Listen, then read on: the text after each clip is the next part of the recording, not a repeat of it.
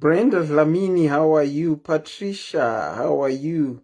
Fortunately, how are you? How are you guys? Masquera say number 7 4 8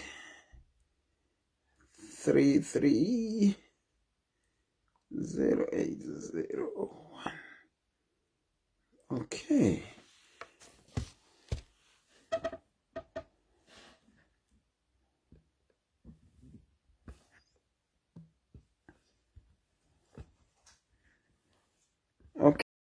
Okay, hi guys. Hi guys. Marisa say my diaries. Masquera say. Masquera say we. Masquera say. Rejoice Chico. How are you? My God. Okay, Medias, how are you? Alice Bakeki, how are you? Masquera say mai wai moyo. Masquera say vanhu vamwari. Masquera say Memo Makura, how are you? Angie, my personal person, I love you. Angie Wendy, how are you? Sonia Smith, how are you? Fadzi Naraunda, how are you? Martha Makumbe, how are you? Sarah Madzore, ndeipi. Wineti, how are you?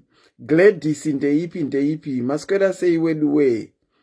Masquera say, aiwa ita squera edu kuti masquera au.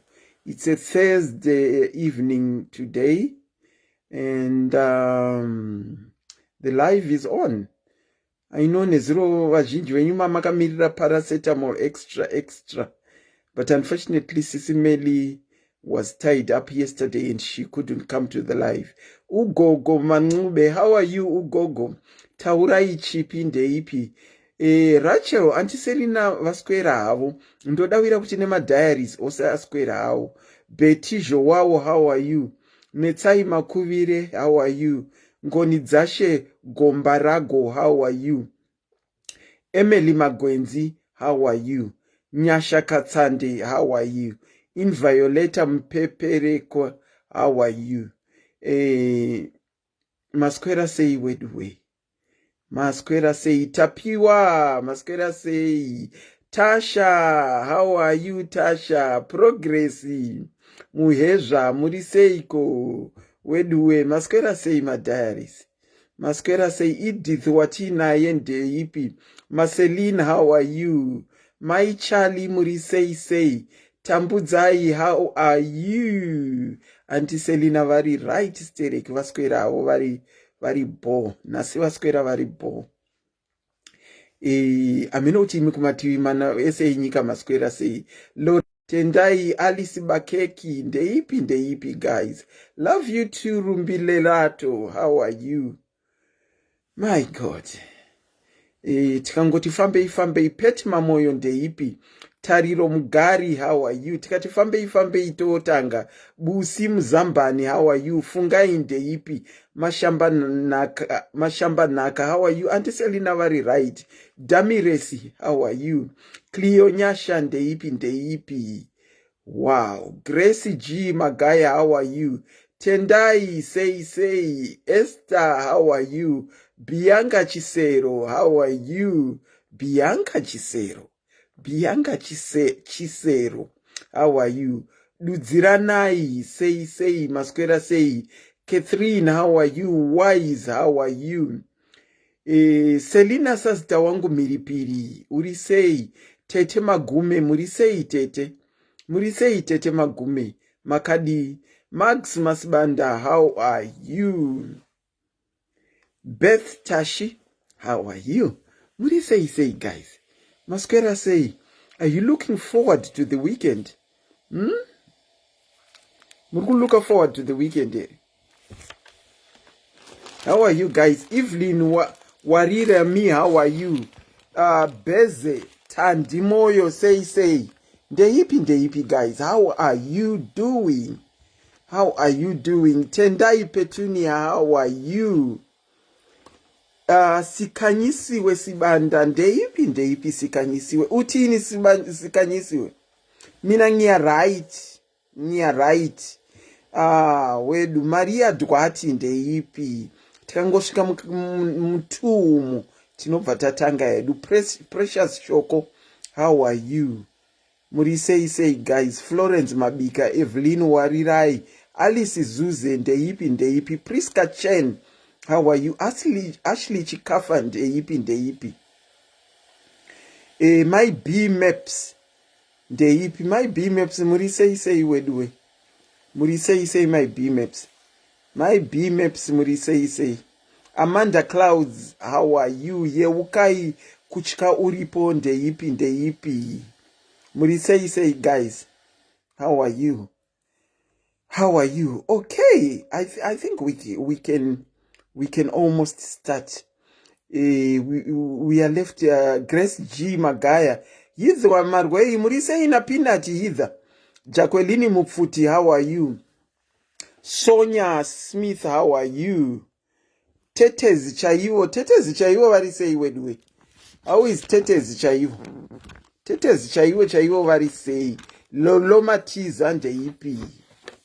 Delight Mariseni, how are you? Okay, I think Tashika. Antiti.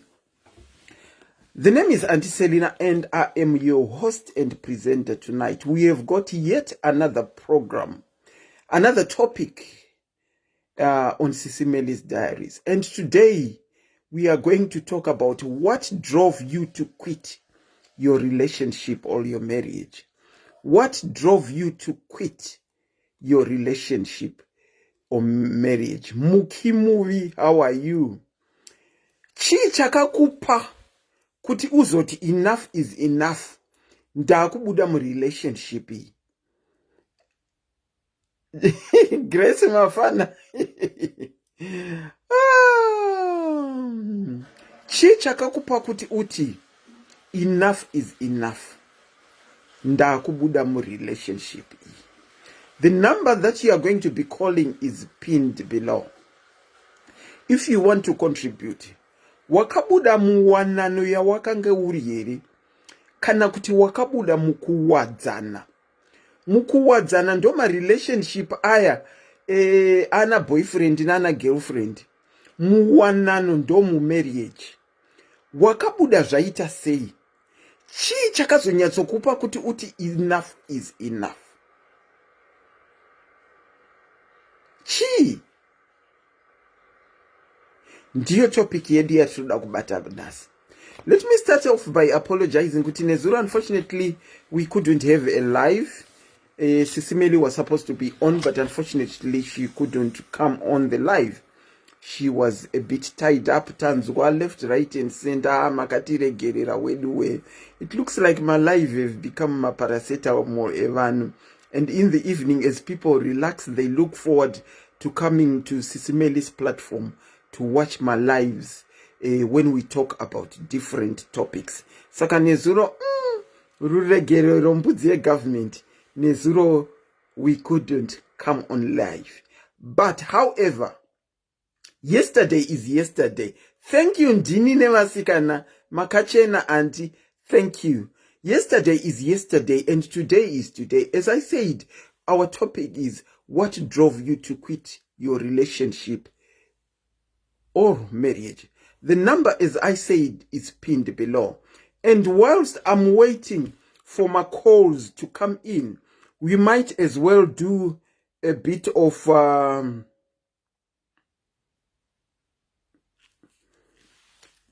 announcements. Okay, per diaries, we have got the Christmas hampers that are going on. Saka, we need to be contributing towards my diaries. As you know, Kuti, we will be going to Zimbabwe. We will. When I say we will, if SIS MELLY goes, she's going on behalf of all of us. So we are going as well to Zimbabwe to give the disadvantaged my wheelchair at Chavapa. But takabvumirana iwewe neni semu diary kuti pavanoenda havangoende nema wheelchair chete, vanoenda vakabata tumahampa twekuno appreciatewo Christmas kana yauya pane vamwe vanhu vasitorina kana chekuti vanoita look forward to Christmas nekuti vanenge vasina kana chikafu. Saka mutumahamba munenge muine tudobi twakasiyana twekuti tinovapawo pavanopresenta ma-wheelchair. Saka make sure you are sending your money to the right people kuti unikirikire unge uchicontributawo towards mahamper. And then we have got our shop online yaunokwanisa ku, if you want the what do you call it, the website, you can get in touch with any admin oti nditumirewo link unoona zviriko. Kana waona zvisiko zvaunofungira kuti iwe unoda, you can just let any admin know. You can just let any admin know. Okay, you are free to call on the number that is pinned below. Wakabuda relationship here. What was the last straw that made you make up your mind kuti iya izi yangu? Munoziva mukati mewanano nekudanana munonetsa kuti pane rimwe saidi rinenge richinetsa stereki, whether mukadzi kana kuti murume. Pane rimwe saidi rinenge richinetsa pahuviri hwenyu, zvekuti unosvika kuti inini I just can't stay in this for a lifetime.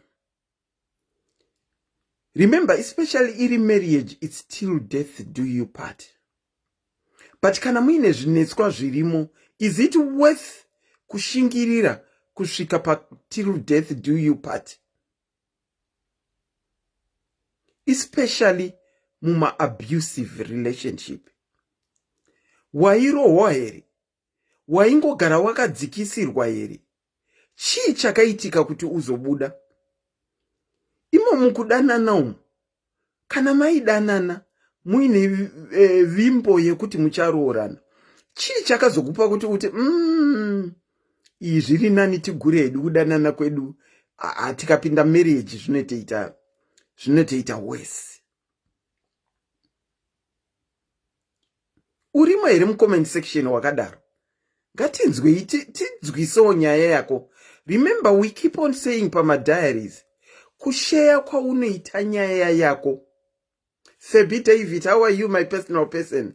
Kushare kwaunoita nyaya yako uchitaura nezvazvo.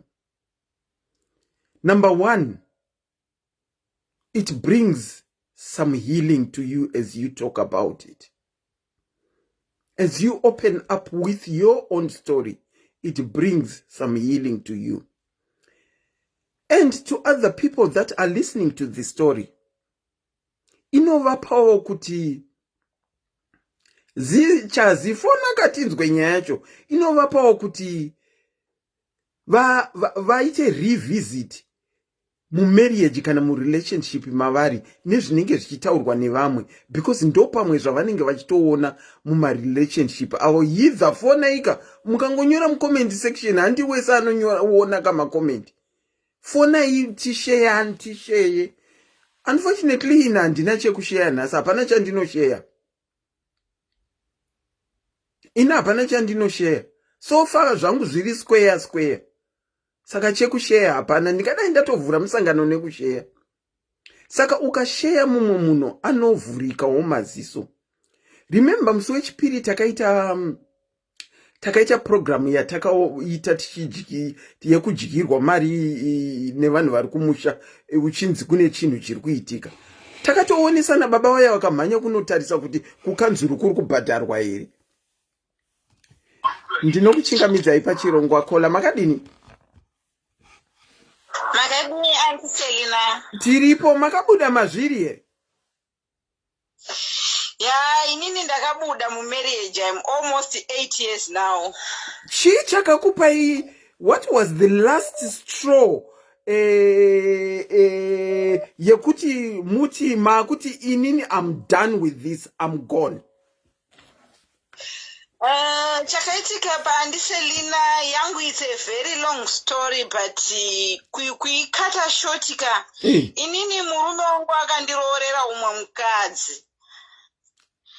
Saka andiroorera umwe mukadzi ndakatomboshinga zviya zvekungoshinga uchito rega tione kana akandirespecta bhosi ini ndakandazvipa kuti aita hake mukadzi wechi2 years but kana akandibatawo zvakanaka mukadzi wechi2 year aripo then I will stay kuti ndigare zvangu ndichiona ndine vana vangu tinenge takagara pamwawo zvinhu zvinongoitika. Okay. But uchizoona saka ndichizoona zvanga zvaakuitika ipapo manje kuti inini ndanga ndatova like chikorobho chaicho ndisisabatwe zvakanaka nevana.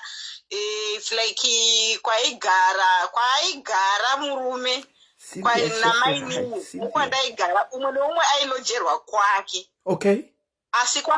Asi kwanga kusiri kure nakure zvekuti papa yaitoveka na 10 minute walk. Okay. Saka pandakapedzisira kuti handichadi it's like ndakamboita give up. Pekutanga ndakandisina kuita hangu give up but pane pandakamboti ndoda kumboenda kumba kunozorora the time yaakanga achangobva kutorana nemunhu wake iyeye. Ndobva ndaenda kumba ndikanogara 2 years ndiri kumba kwedu. Okay.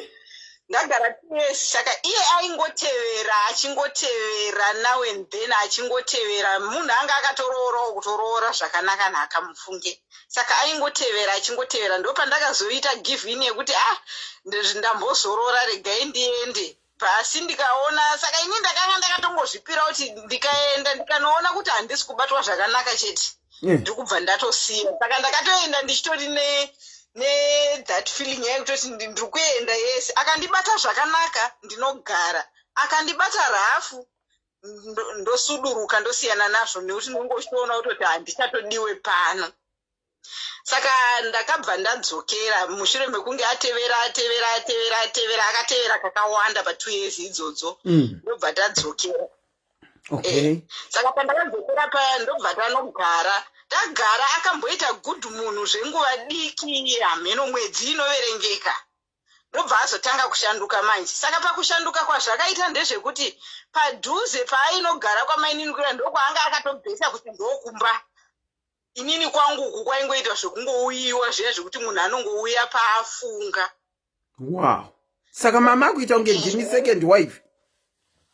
Ndini ndanga ndakuita kunge second wife. Saka zvadaro manje aiti kana ari kuna mainini kuya aigona kutoti orega kuya kumba uku ndaigona kumuona handiti ndakuudza kuti it was like a 10 minute walk handiti distance yanga iri between us. Madaro.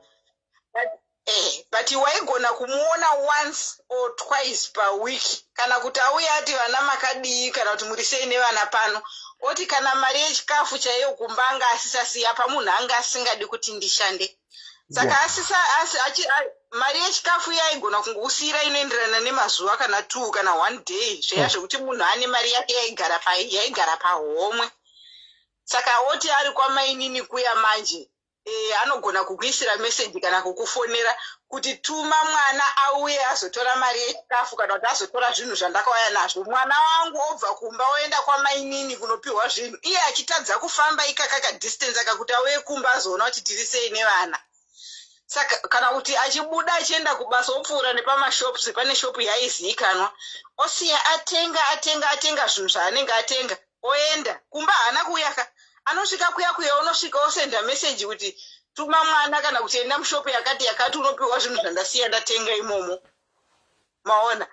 Saka zvakaitika zvenguva yakareba ndichiverengera then incident yakazoita kuti ndibve ndichizobva ndakazenge ndatama kwandaigara ndakugara padhuze nepavaigara pekuti waitoona kutoti vanogara apo. Saka ipapo manje saka ndo incident yakazoita kuti ndizoti aiwa I give up kumwe kwese uku ndamboshinga kauko aiwa apa handichadi. Munhu achitadza kusvika mumba iye ari apo nechamatadzirana chaicho hapana ari apo paunewe kuti unenge uchinyatsoona kuti ari apo. munhu asvike kumba ndakazopedzisira ndaita give up handiselina ndikati izvi ndezvekumanikidzira izvi beta ndisiye. Saka it's almost 8 years now ndabvako because ndakabva kutanga kwaJanuary 2014. Okay, so how are you finding it now Makabuda? Kubva ipapo ndakatoona kutoti life yangu itori right kana stress kana ndakatofila kuva relieved mufunge kuva relieved vana ndiri kuchengeta ndiri kudini iye anga asiri kuchengeta vana unfortunately vakazotisiya zvavo manje but kubva pandakatongobva ikoko ndakatongofila kuva relieved kwakutonzwa kutoti life iri kutondifambira zvakanaka. Saka papoint yaakatora mumwe mukadzi, did he give you any reason why he had decided kutora mukadzi wechipiri? Hapana reason yaakambondipa inobatika antiselina.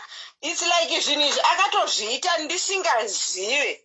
Inini ndakatozoziva munhu atoenda ndatosanganidzana neka mini list keroora kekutoti munhu akatonoroora. Yes, that is how you got to know. Ndopandakazi ini ndaingoziva kuti munhu aiita zvemagirlfriends handiti ndaitongoziva kuti munhu ane girlfriend saka ndakaziva kuti ane girlfriend asi handina kutoziva kutoti vakatoenda that far yekuti atozonosvika pakuroora. Handina kutombozviziva. Ndakatozozviziva ndasangana naye nekamini list mureceipt book yekubasa ndatongoivhurawo kwakunosangana nekamini list kemarooro pakati pebhuku.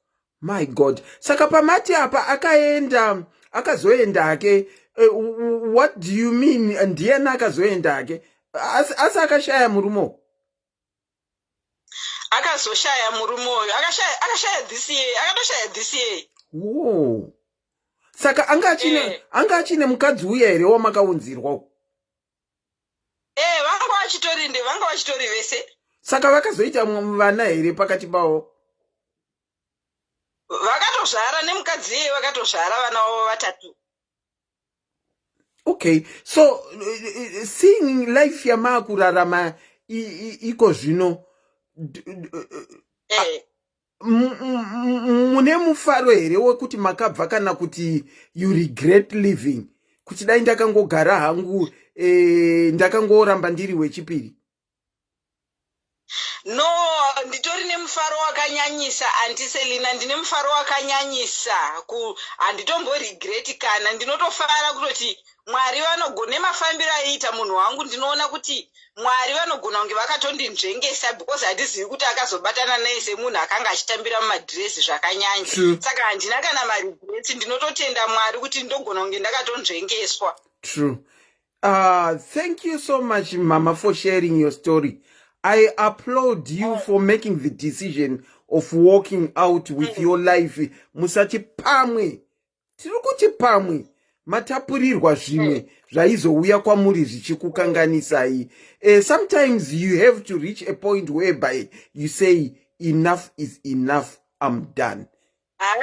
Zveshuwa zvinenge zvakaoma handiselina, ndakararama life yakarwadza asi kungoti ndandiri munhu uya wekuti ndandakati regai ndigare because kuti nditi ndakandine ka uyu kake kuti ndinoti ndonoroorwa neumwe murume ndonoita vana neumwe mutuko, but now ndakatozoona kuti zvinhu zviri kutongoitika. Vamwe vanhu vari kutopinda mumasecond marriages vamwe vari kutongosanganawo nazvo futi handisati zvangu ndasangana newandinoda chaiye kana kuti anondida wekuti ndinogara kuti ndopinda bashi.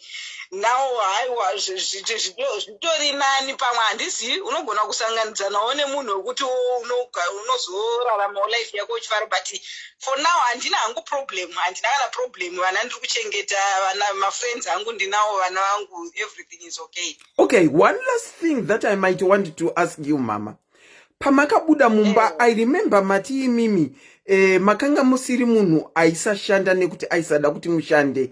Aita system yekuti anoti huya kumba kwaari kugara nemukadzi wechipiri, vana vazotora magrocery, kana kuti anoti oenda pamashops onotenga zvaanofunga kuti zviri kudiwa nekuti aizikanwa ozorayira kuti muvatumirei kuti muvaudze kuti vauye kuzotora zvinhu zviri pano. Knowing kuti maisashanda, when you got out of the relationship, zvii zvinetswa zvamakafesana nazvo mukunotanga humwe upenyu, knowing kuti makange musiri pabasa, makaenda unogara kupiko? Zvandakaita handiselina, inini ndakabva ndakatakurana nevana vangu ndobva ndaenda kune hanzvadzi dzangu, ndakangodziudza kuti ndo zvavapo. Okay. Saka hanzvadzi dzangu ndobva dzanditambira, dzakarespekta decision yangu yandakaita, zvikanzi kana iriyo decision yawafunga, we are okay with it because i-decision yako. Saka zvoita iwewe, ndasvika kuhanzvadzi dzangu zvikanzi chiendesa vana kumba kunana mama, kune vabereki vangu kuZimbabwe. Okay. Iwewe wodzoka kuno wotsvaga zvekuita. Saka handina kumbofesa machallenges akanyanya, ndakabva ndangoendesa vana kuchikoro ndobva ndadzoka kwakutotsvaga-tsvagawo zvekuita, ndichingobata-bata ndichichengetawo vana mbichana ndiriko kusvika ndazobvawo ikoko ndazouya kuno kwandiri kunoku ndichingoshandirawo vana ivaona. Nhasi ndiri kungoshandira vana. Wini mhaka ukauya ukafona ukataura nyaya yako zvinenge zvakanaka, ukaitaura iri story yako. Mama, thank you so much. Why I specifically asked you last question is kuti tionesane nevamwe kuti it's okay to get out. Muri kuti makabuda mukanoduka kwehanzvadzi, asi vana mukamboendesa kumusha kuti vanochengetwa because makanga musina income imimi. Saka ndangobvunzira kuti ndinyatsonzwa kuti makazvigona sei, uye kuti vamwe vanzwe kuti kana zvisingasaite hazvichaiti. It's okay to get out. Zvinotofamba chete, asi ukaramba ukazvinyingira padhoo, usingarivhure dhoo racho kuti uone chiedza chiri kunze, unotsvinyingirika for good. Thank you so much for sharing your story, Mama. Tinotenda handiselina, munoona chandinongodawo kutaurawo kune vamwe vari mudzimba kana kuti vari kufungidzira kuti vari kufunga kuti vari kutadza kudhisaidha kuti vobuda here kana kuti vogara. Chandinoda kutaura ndechekuti once waona magariro awakaitaka, pane zvimwe zvaunonyatsoona kuti pano ndiri kungoshingirira kama-abuses akanyanyisa mazuva ano, akanyanyisa. Saka kana watoona kuti abuse buda uchiri kurarama unofona, hatisi kuti tiri kukurudzira kuti kubuda mumba kwakanaka, but pane zvaunoona kuti zvimwe hazvishingiriri, hazvichaiti. Unogona kuziva kuti murume ari kuita vekuchinjanisa zvauri kutoziva zvekuti uri kubata mamessages kana kuti red-handed uchingoti ndamurengerera. Mangwana unozopepuka watapurirwa zvirwere zvakasiyana-siyana. Kozoti vaya vanoita zvekuti vanenge vachirohwa vachingoti ndogarira vana kana kuti vachirohwa vachidini. Umwe anotomboita kana nembonje paziso apa kana musoro, but anenge achingogara. Mangwana unozopepuka vabereki vako vakunotambira riri box. Saka vanhu ngavafunge wisely, varege kugarira ma-abusive relationship. Inini it's like yaitori abuse yakatoitika, ukaroorerwa mumukadzi ukabatwa rafuka, it was an abuse yaitorwadza nekuti ndakazenge ndakutambura nevana. Saka yanga itori abuse yaiti yai abuse inini nekutoabusa vana zvakare. Saka ndakatoona kuti the best way is to move out, kuti ndinge ndichigara zvakasununguka vana vachifara. Thank you so much, Kola, for contributing and sharing your story. Zvakanaka handiselina, thank you so much. A very good night to you. Ndinokuchingamidzai pachirongwa SIS MELLY's Diaries. Makadini? Tinofara makadini tete? Tiripo. Makabuda here? Makabuditswa neiko? Hello? Makabuditswa nei mumba? Kana kuti muwanano kana kuti murudomu? Makabuditswa nei? Physical and emotional abuse. Aita seiko? Abuse. Aita. Kurova chaiko. Kusimudza ruoko. Iri kubreak.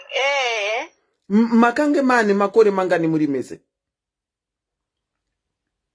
11 years. 11 years. Zvakatanga zvekurowa izvi. Zvakatanga mapinda marriage makore papi pacho. Mwana anofunga akanga aine gore, kuti mwana wekutanga akanga anofunga akanga ane gore. Ndopamakatanga kurohwa. ndopavakata Mwana aine gore ndopamakatanga kurohwa. Mukagopinda mune rechipiri muchingobhurwa, mukagopinda mune rechitatu kusvikira mama nobata 11 murimo henyu muchishingirira. Unenge uchishingirira ende ndainyarara ndisingaudze even vabereki vangu kuti ndizvo zvinenge zvichiitika, nekuti unenge uchiti ndiri kuchengetedza wanano yangu uchingofukidzirawo. Sikana saka makazenge marohwa zverudzi, nekuti tiri kutarisa 11 years mairohwa maibhurwa 11 years makazenge marohwa zverudzwai kuti muti pamakazosvika kuti I am done. Akanga andirova nebhodhoro, ndinotori nevanga paruoko apa. Ndobva ndazongoti unofa wosiya vana vachona futi hazvibatsire, zviri nani kusuduruka. Kwakubva masuduruka zvenyu? Ndobva ndasuduruka zvangu. Saka pamakasuduruka apa makasuduruka muchiendepi uye makaita raramo yakaita sei pamakasuduruka? Pandakasuduruka zvakanga zvakaoma, nekuti iye akabva ati vana vangu hakuna kwavanoenda, nekuti abuse yake aive munhu aichengera wekuti pakangopfuura munhu wechirume akacheuka waakutonorohwa kunzi chikomba chako seanga achikutarisa kuchechi chaiko aindivinga tiri pakati pesevhisi, otuka mufundisi achipopota aitodhakwa kutouya akadhakwa kuchechi kuya kuzoti munonyenga vakadzi vedu achituka vafundisi. Saka pandakazosuduruka akabva ati vana hakuna kwavanoenda, uda kunohura nevana vangu. Vana zvakandibata nekuti vakanga vari vadiki vana, saka ndakagarawo pasi ndikaona kuti pakanga pasina decision yekuita imwe, nekuti amwene vakanga vari munhu akanaka chose. Ndakaona kuti vaisara vachizochengeta vazukuru vavo zvakanaka. Ndobva ndangosuduruka mba ndasiya vana, ndobva ndaendawo kumusha kuna mai vangu. Zvakaskovabatawo zvikavanetsawo, ndakambopera ndikagara gore rese ndiri kumusha kuruzefa chaiko namai ndichiedzawo kuti ndipike. Gore rechi2 ndopandakazotorwa nehanzvadzi yangu kukoso Limpopo kuya kuzotsvakuwo zvekuita. Nanhasi ndiri kuchengetawo vana vari ikoko kuna ambuya vavo, ndinochengeta vana. Aiwa, tinozvikudza kana muchiziva kuti vakagara havo zvakanaka, tinozvikudza uye tinozvikudza kuti makabuda neupenyu hwenyu, nekuti hazvizonakidzwe vabereki venyu vakushedzerwa kunzi akaurayiwa nemurume. Saka makaita zvakanaka zvekubuda neupenyu hwenyu. Kola, thank you so much for sharing your story. All right, Tete. Thank you. Okay. Wow. Zvakangooma weduwe. Regai tiritene mamakolas ari kukola. Tinzwewo dzavo nyaya dzekuti chii chakazovapa kuti vabude. Tinokuchingamidzai pachirongwa SIS MELLY's Diaries. Makadini? Tiripo makadizve. Tiripo makabudawo. Membokudza ini ndasangana this guy mu-Nigerian. Alright. Then ndobva tadanana, and then vakaita mwana. And then mwana wedu wechi2 ndine nhumbu yatokura. Ndo pakatanga kuti vakadzi achitora mari yemumba chinospenda out and stuff. And then pasazosvika pakuti takunatsorovana manje. Ndine nhumbu dara achindipusha, tondipushira kumadziro chaiko. Ndonorovera pamberi pemwana. At first unongosingafunga kuti kamentality yekuti handisuda kuita mupinamba ndichibuda. Unongochingoshingira zvingoti zvichapera pamwe nhombo asikuda nhombo. But then akazondirova mwe musi ndavhisitirwa neshamwari yangu. Mwana akagara apa, shamwari yangu akagara apa. Ndobva ndovamubama mukitchen. Saka ndaitocheka mavegetables ndotobika. saka ndakangoameno kana kuti ndakareacta sei kana zvakafamba sei, but ndakangotena nebanga raibva namucheka paruoko, like atori nezimaki rebanga paruoko. Wow. Kubva mwana bva atanga kuchema, ndobva abuda panze achitobhledha, ndobva ati ndakuenda kupolisi vakumangarira. Ndikati aiwa dai watofonera polisi izvozvi uchiri munomba. Ndobva ndafonera inini polisi, haana kudzoka kumba, asodzoka the next day. Ndobva ati sorry ati zvapera. Ndobva ndamove out, ndatanga kurara mubedroom, muspare bedroom inini nemwana. Yes. Iyako ndatsara mumain bedroom. Ndobva ashedza mafriends ake manheru, vatanga kufara vachipita mbanje. Ndobva kitchen vaibika, ndofunga vanga vadhakwa kana kuti vanga varara vati vainoita seandizive. Kuzomuka mba muchichakunhuhwa, nyamba mukitchen muri kubvira. Apa inini bedroom yandakarara ndoinge iri pamusoro pekitchen. Ndobva ndamhanya kutora mwana, vandamhanya panze kudzika mastairs nekuda panze. Ndobva ndafona vavauya fire brigade, ini mafriends ake bva vatiza. Ndobva ndatora zvinhu zvake, ndobva ndabuditsa, ndati handichada chienda, because unenge wada kutondiuraya.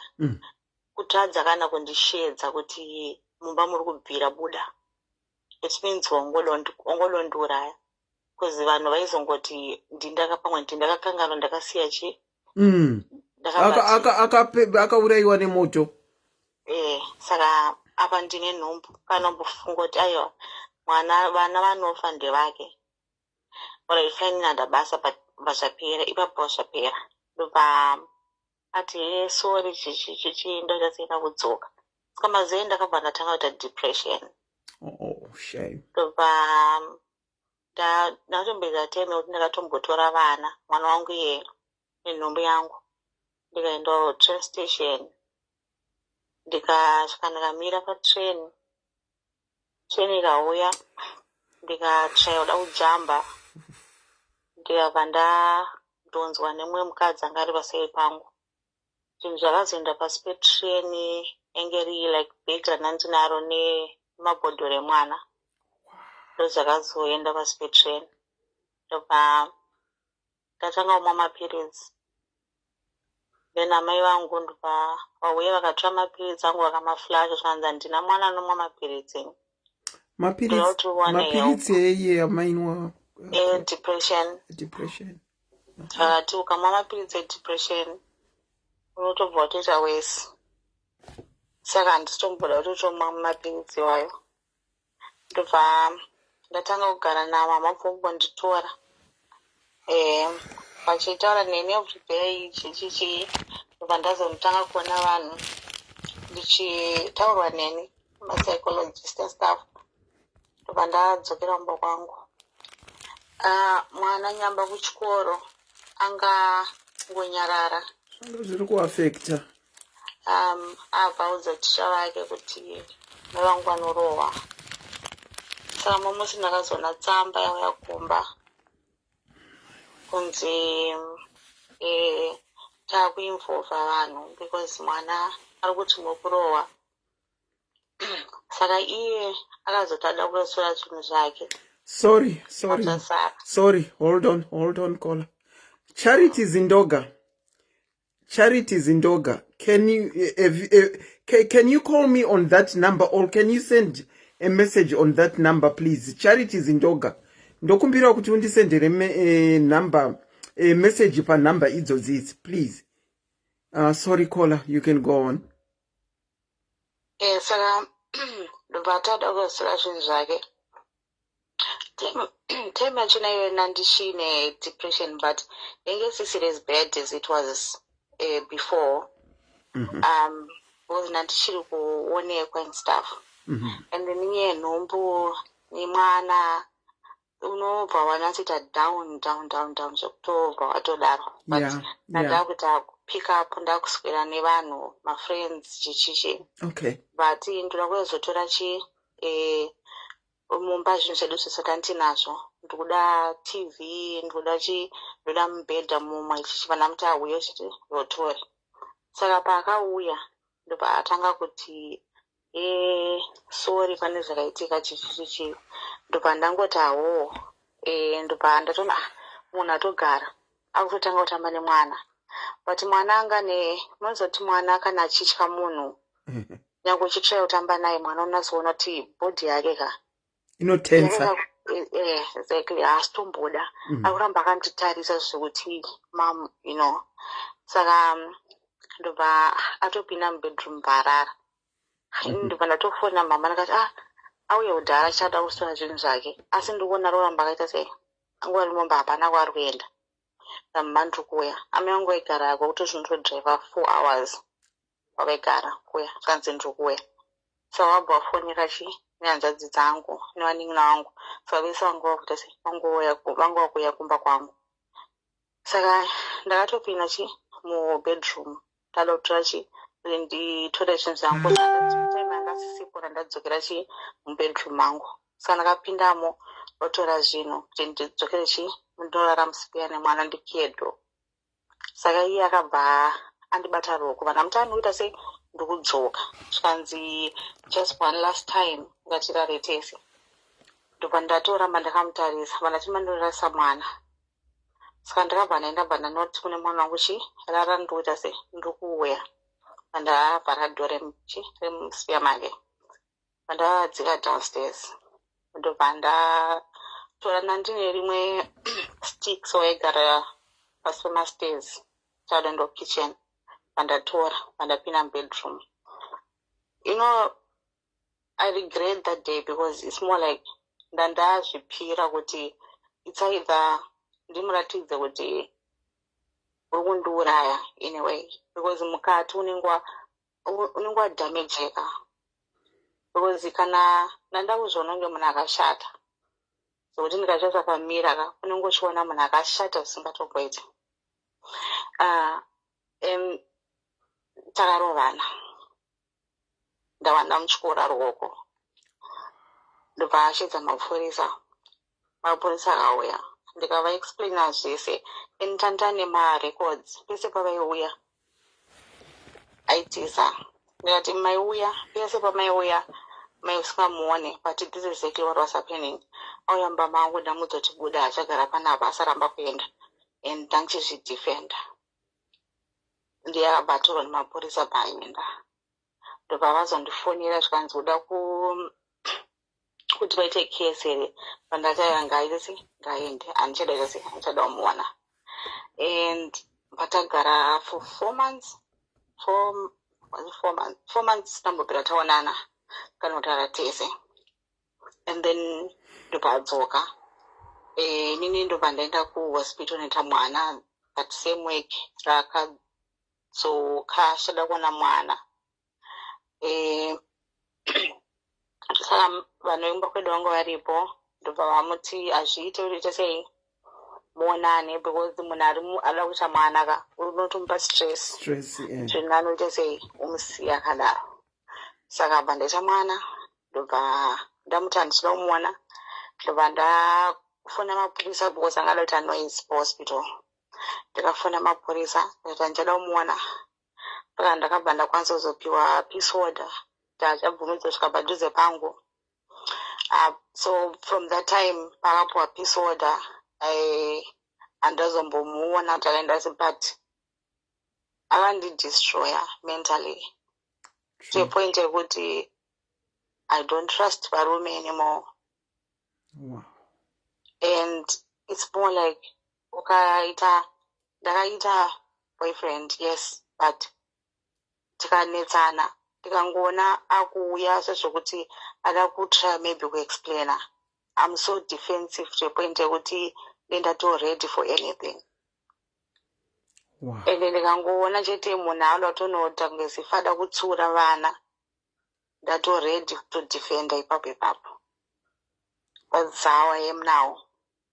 So inangu I don't know kuti vanhu ukangoona advisor nongodza noti ukaona wangopinda musituation yekuti munhu anotanga kurova kana mbama chaichaiwa kana ngokuudza mashoko ekuti unosvika papoint yekuti you feel lost.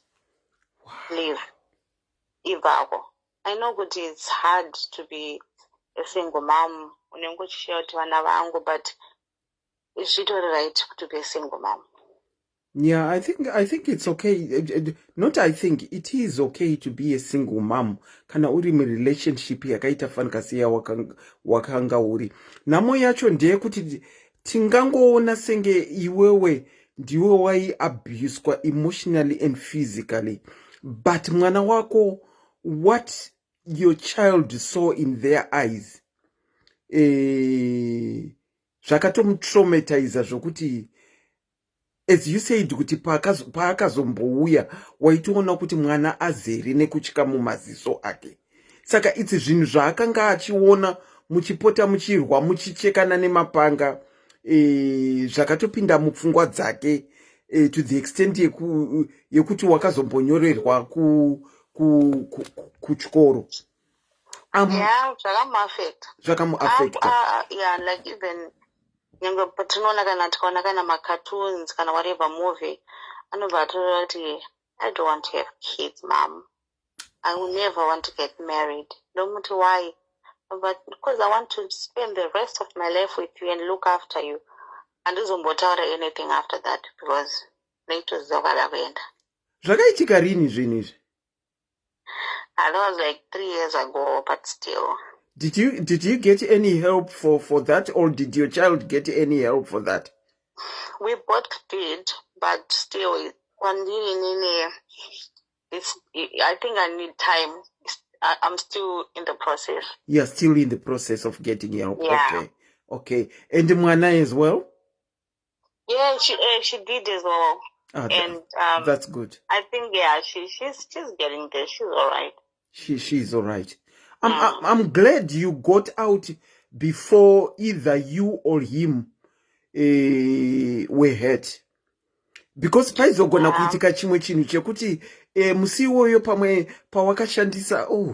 pawakashandisa banga, dai pakaita mistake yekuti rainomubaya panouraya, ungadai pamwe uri wakavharirwa, kana kuti iye akakunhingirikira akaita some harm to you yekuti mhuri yekwako inenge yakudeprivwa of one person anga aripo asisipo. Saka I'm sincerely glad you got out of the relationship, and I'm glad to hear kuti you are getting some help for it. Well done to you. Nah, I'm all right. I'm getting there. Obviously nechingodo time yekungoti ndingosvika papoint yekuti ndotrasta munhu 100%, but yeah. You will get there, but it's a process. A process that you have to be willing to undertake yourself. But you will get there. Once something happens in one's life, remember it alters upenyu wako. Saka dealing with it might even be longer than what actually happened. So I'm glad you are getting help for it. Yeah. Anyways, my job. Thank you so much for sharing your story, caller. And all the best to you, Nevana. All right, bye. All right, thank you. Wow. Macalls anenge akuramba achiwanda. Unfortunately, handikwanise kutora vanofona nema private numbers. I'm sorry to say I can't pick up your calls. I'm sorry to say I can't pick up your calls. Ndinokuchingamidzai pachirongwa kola makadini? Tiripedu makadi want Selena. Tiripo makabuda neupenyu wenyu here? Takabuda neupenyu wedu. Chii chakaitika kuti muzosvika papoint yekuti I'm done, I'm gone? Okay, so inini ndakarorwa ndiri mwana mudiki. I was 19. Okay. And ndakaenda kume. My parents passed on.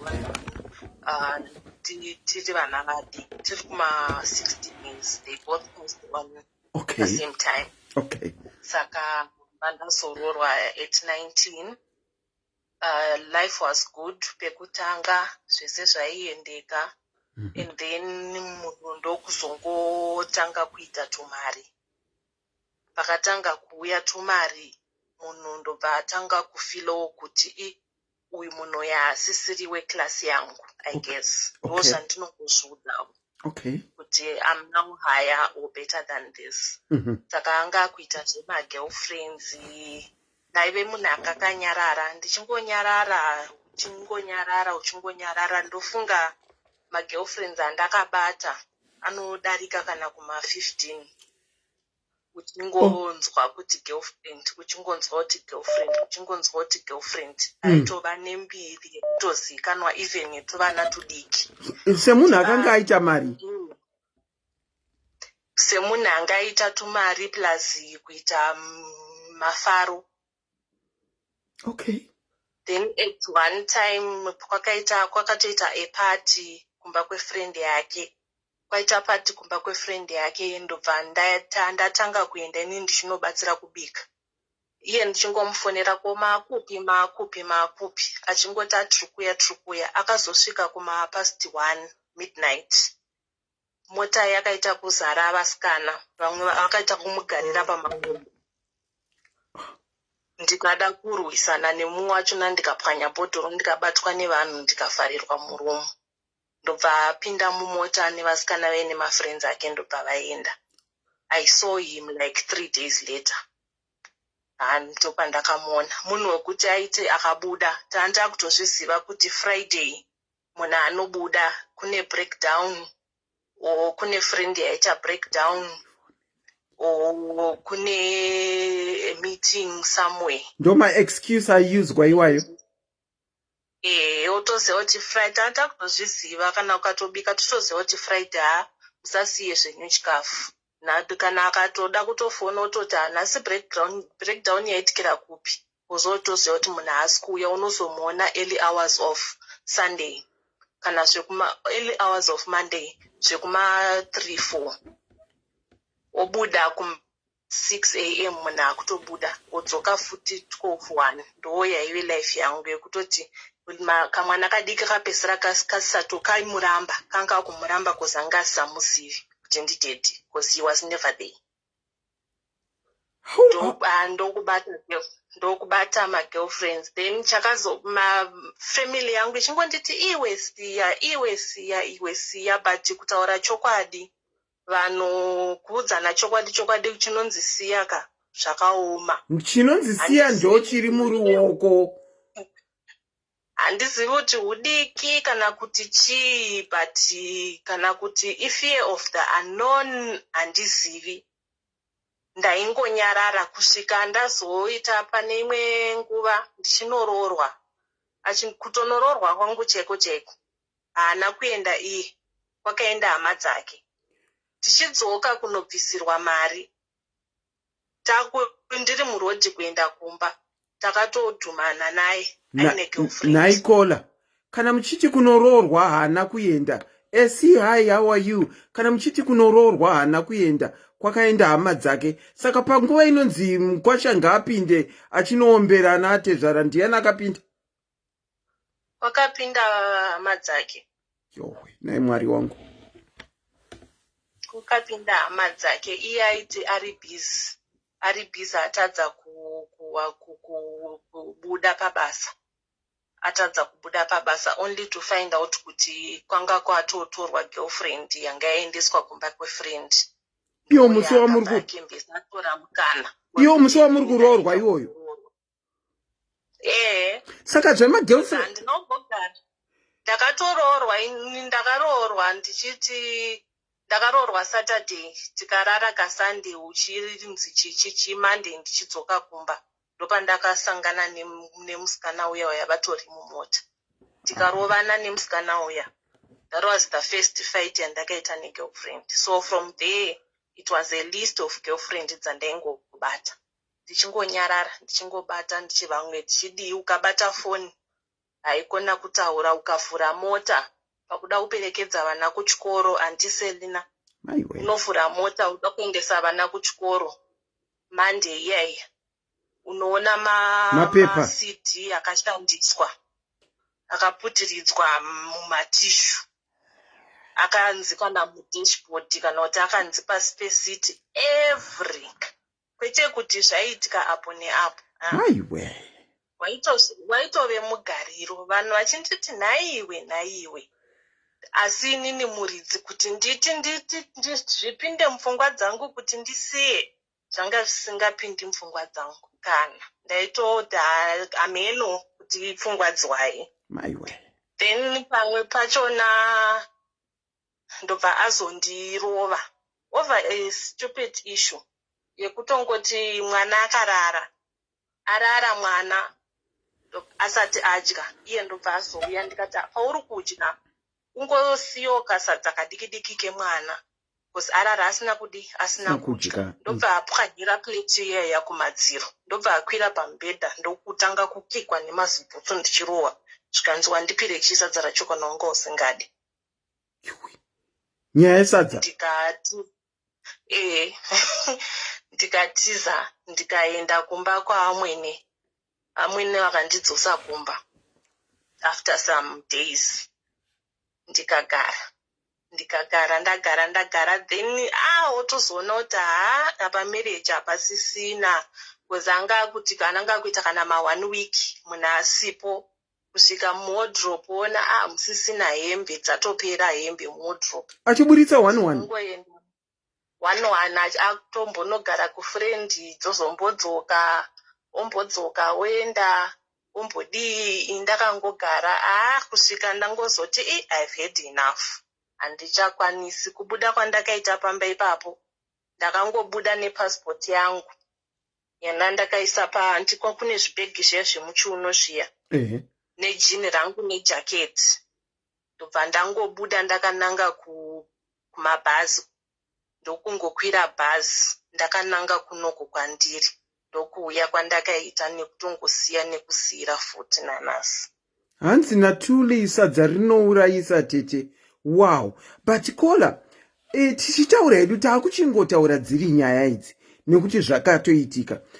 Mukutaura kwenyu kwamaita story muri kumboona kuti makatanga kupika mared flags even musi wamakanobvisirwa rora chaiyo mared flags anga aripo. Mared flags anga atoriko kubvira kudhara, but kana ndosanati kuti uti hudiki kana kuti ifear of the unknown, kuti saka ndikabva pano neunherera vabereki vakafa, ndinonotangira papi, ndinonozvigona here, ndinonodii, I don't know. Nanhasi handina that explanation. I think I like zvamataura ye-fear of the unknown, kuti zvino handisisina vabereki, handina kokuenda, ndatombowanawo zvangu munhu anondiroora achindipa roof over my head, regai ndichingopinda. Munoziva zvimwe zvinhu, kana waona mared flag akadaika muchiri kutanga relationship, kazhinji tine system yekufunga kuti zvichapera, ndichamuisa paposition yekuti zvinopera. Zvinopera zvese izvi, mirai muone, ndo zvatinenge tichifunga. Zvimbopera. Magirlfriends ndakapesvika pakufonerwa, ndaifonerwa nemagirlfriends ndichiudzwa history yekumba kwedu kuti mai vako nababa vako vakafa, unotambura, huna kwekuenda, ndosaka usina kwekuenda, usiri kuda kubva ipapo.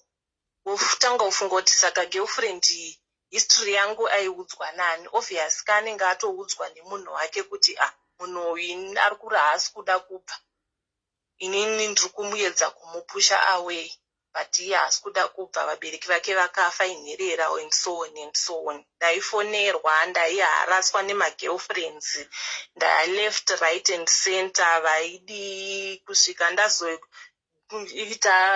kuita chigandanga chekuti ndakujairirwa. Ndopa ndakazotanga kuita chigandanga chekuti wese girlfriend yandaziva ndobata ndorova, yese girlfriend yandaziva ndobata ndorova.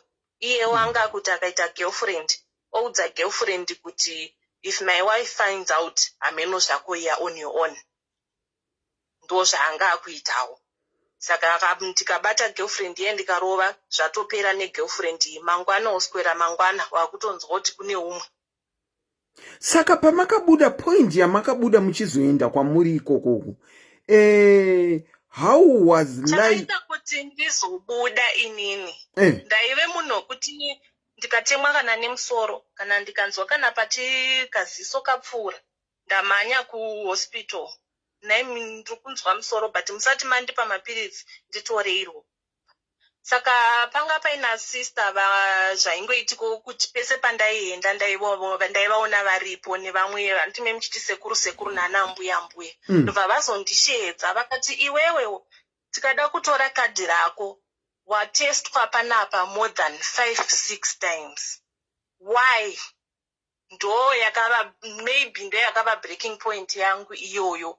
Ndo vanhu vandakatanga kuudza story yangu. Hapana munhu wandaiudza zvaiitika kunze kwevanhu vefamily yemurume wangu ndo vaizviziva. Family yedu ndaiva vanzira. They thought kuti everything was all roses. Hapana aizviziva. Wow. Ndo vandakatanga kuudza ivavo kuti ndozviri kuitika. Saka mubvunzo wandakabvunzwa nasekuru vakanditi muzukuru nyaya yako ndainzwa but ndine mubvunzo 1. Oraiti pese pauri kuuya apa uchitorwa ropa. Saka iwewe musi wauchazouya woonekwa kunzi ropa rako rashata. Ndo zvauri kutsvaga here wozodii nenyaya dzako dzese idzi dzauri kundiudza idzi. Wow. Nekuti apa zviri kuita sekunge uri kutoita kunge uri kuchitsvaga. Saka ndofunga ndo zvimwe zvakazoita kudzamisa pfungwa dzangu kuti saka inini shuwa ndichazongodi ndofira mahara ndosiya vana munhu achinakidzwa kozi munhu anga aitoita ukudzoti mari yangu ilife yangu ndoita zvandinoda hapana anondibvunza hapana anondimanikidza iwo kana wabhoekana ndezvako. Then iwo player victim futi nekuti unenge wakumutsvaga kakuvanhu kuti naimi baba nhingi varipi naimi baba nhingi varipi naimi baba nhingi varipi zvonzoenda basa uchinditsvaga muvanhu unonditsvagire chii chandatakura upfu here ndatakura chii ndatakura chino. Saka it just became sour. But nanhasi uno pandiri panapa kuti nditi ndinoita marelationships anolasta handina. Nekuti kana kuti zvezvokuti wataura nemunhu oregedza kukupindura kana kuti otora time mupfungwa dzangu atove mared flags. Maakufungira zvakaitika kudhara ndo zvamaakufungira. Ende ndobva ndatoita violent nditota hasha dzekubhoila chaidzo kuita violent. Saka handina marelationships anolasta even to date. Handina. Ndinonzwa hasha kana akasadaira kana foni ndinonzwa hasha ndotuka ndodii kuita unge ndashungudziya dzakuspila over manje. Kana pakangoita kamisteki kanongoitika kanongoringa any small bell kune zvakaitika kudhara zvinongoita kakuda kufanana kwandiri ratotsvuka. Ndizvozvo zvimwe chete ndizvozvo ndatova defensive kana ndiri way yekuti ndive defensive ndatove mudefensive mode defensive hapana kwazvinosvika. Vana vari kupi? Saka ndakazongomuva. Vana vari kuZimbabwe. Vana vari kuZimbabwe. Havana havo problem. Vana vangu vari kuZimbabwe. Inini ndakabva ndauya kunokumva ndatangawo kushanda. Ndakangowanirwawo nyasha ndatanga kushanda basa randiri kushanda. Saka nenguvawo ndobva ndazongomuti ndakuregerera. Iko zvinozvi tatova mafriends. Saka dzimweni dzenguva vanhu munomanikidzira zvinhu haasi mamarriages ese anofanira kunge ari mamarriages. Tinotomanikidzira vakadzi zvinhu zvisirizvo. Okay. We are very good as friends, not as partners. Sorry, caller. Cynthia Scheffler, I've noted your message. Is it possible for you to call me on the number? And probably you can share the information that you are saying, especially for women that are in South Africa. I think that would be of a great help, especially for vakadzi vari ku South Africa. Cynthia Scheffler ndokumbira kuti undifonere pa number iyoka. Saka iko zvino, are you okay? Are you doing okay? Do you sometimes think kuti dai ndiri koko zviri nani kana kuti you feel you are now in a much better position? I don't have a day andino regreta kubva ikoko since ndabva ipapo. That's good. Handina. That's good. Handidi kunyepa. But ndingoriwo munhu wokuti ndinongozvibvunza kuti pamwe neniwo ndaive wrong kumutsvaga kwandaiita kuma-friends. I played a part kubreaka marriage yangu. Alright. Unoisa tuma-excuses kwete hauchaiti zvezvokuti ndiye neniwo ndinozviti maybe neniwo nokuti ndanga ndiri mwana mudiki. Maybe neniwo nokuti ndaizonomutsvaga kushamwari dzake. Maybe neniwo nekuti ndaizorova vamagirlfriends ake. Maybe neniwo unotongozvitsvagirawo ndo stage yandiri iko zvinozvi, but I've moved on zvekuti we are very good friends. Tinototaura nyaya, tinotoseka, tinochengeta vana vedu zvakanaka, but marriage yakaramba.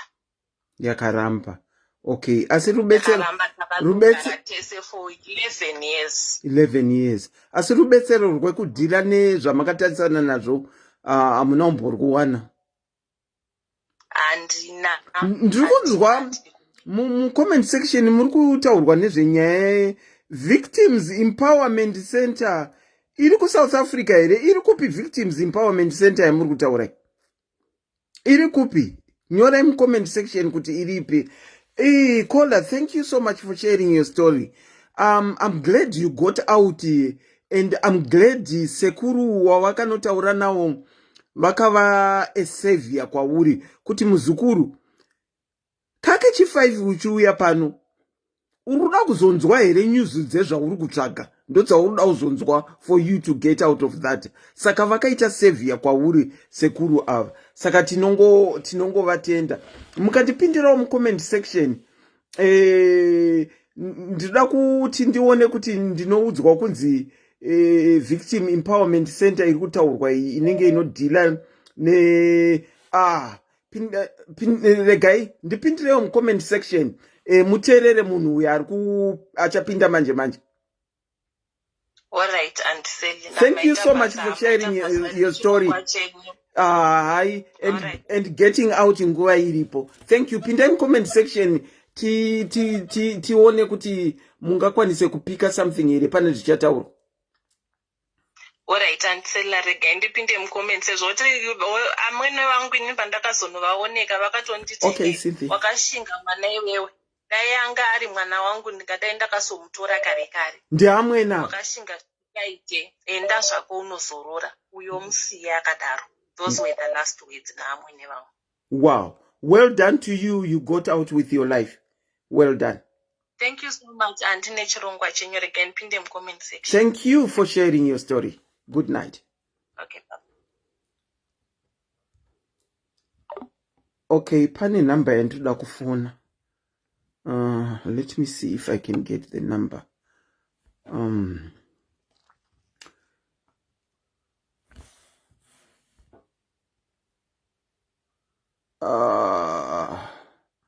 Cynthia, how do I know which one is your number? Pandakuona wafona. But how do I know which one is your number, manje?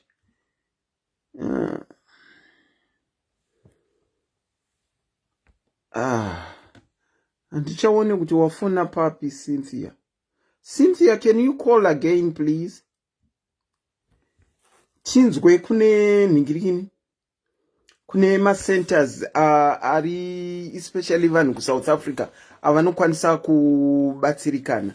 Let me take this call whilst we are waiting for. Ndinokuchingamidzai pachirongwa kola makadini.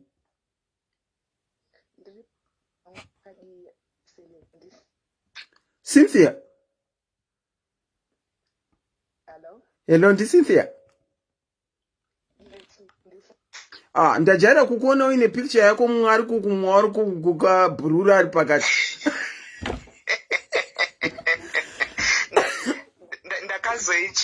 ndakazoichinja. Ndoenda ndakatarisira iyoyo.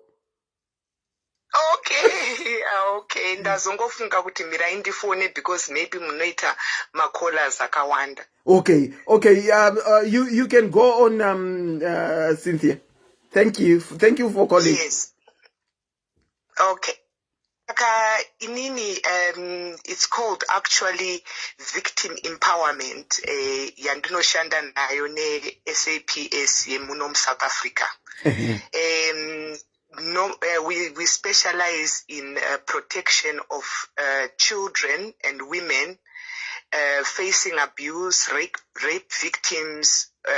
It's broader than victim empowerment itself.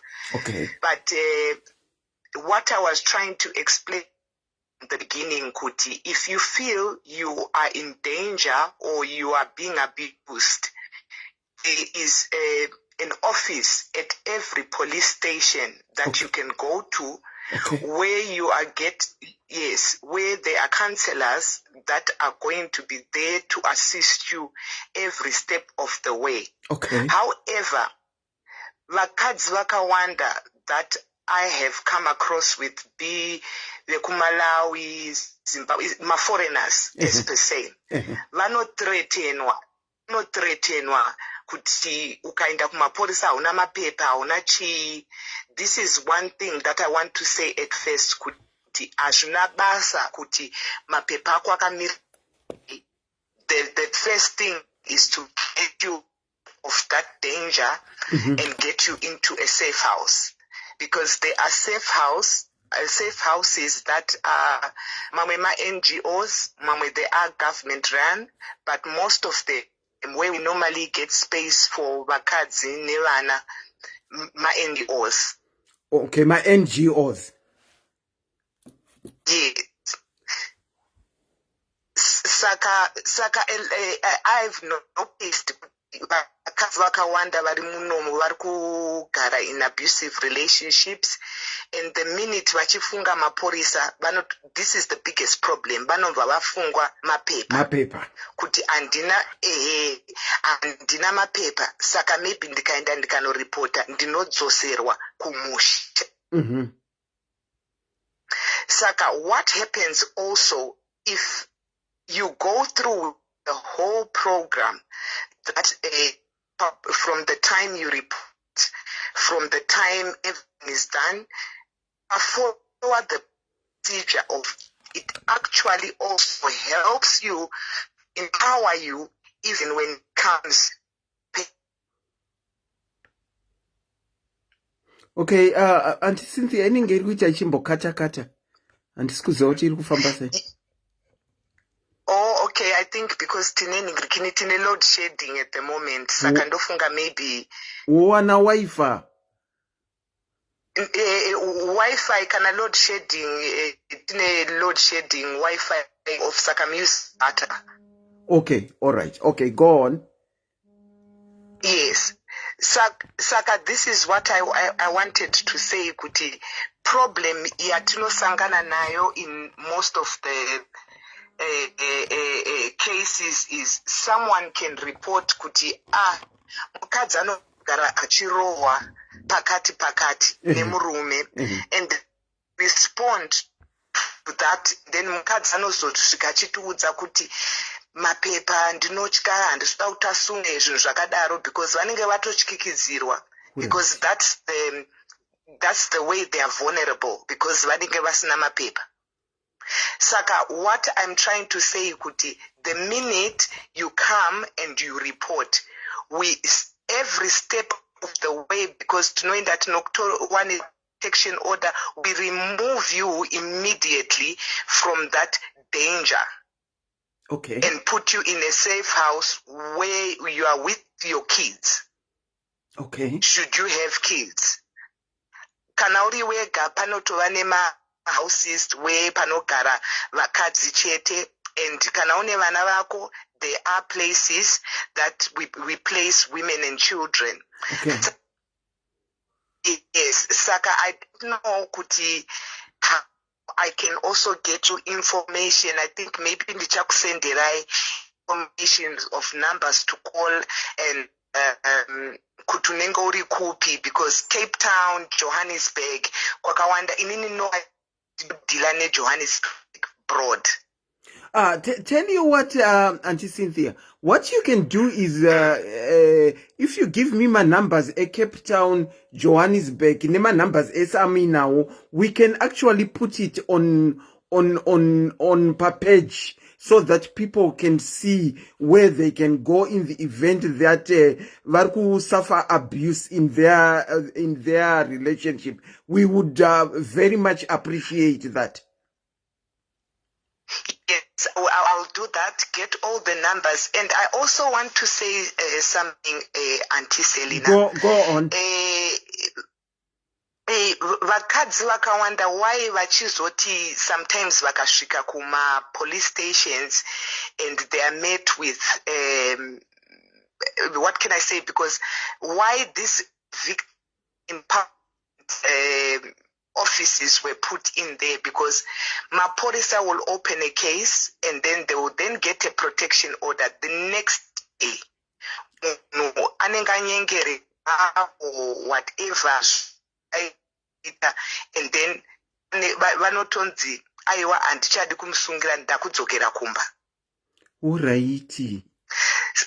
Yes, Saka, it became a problem kuti there are other cases that Maporisa should actually be dealing with, and it takes time to protect, place somebody. Yeah.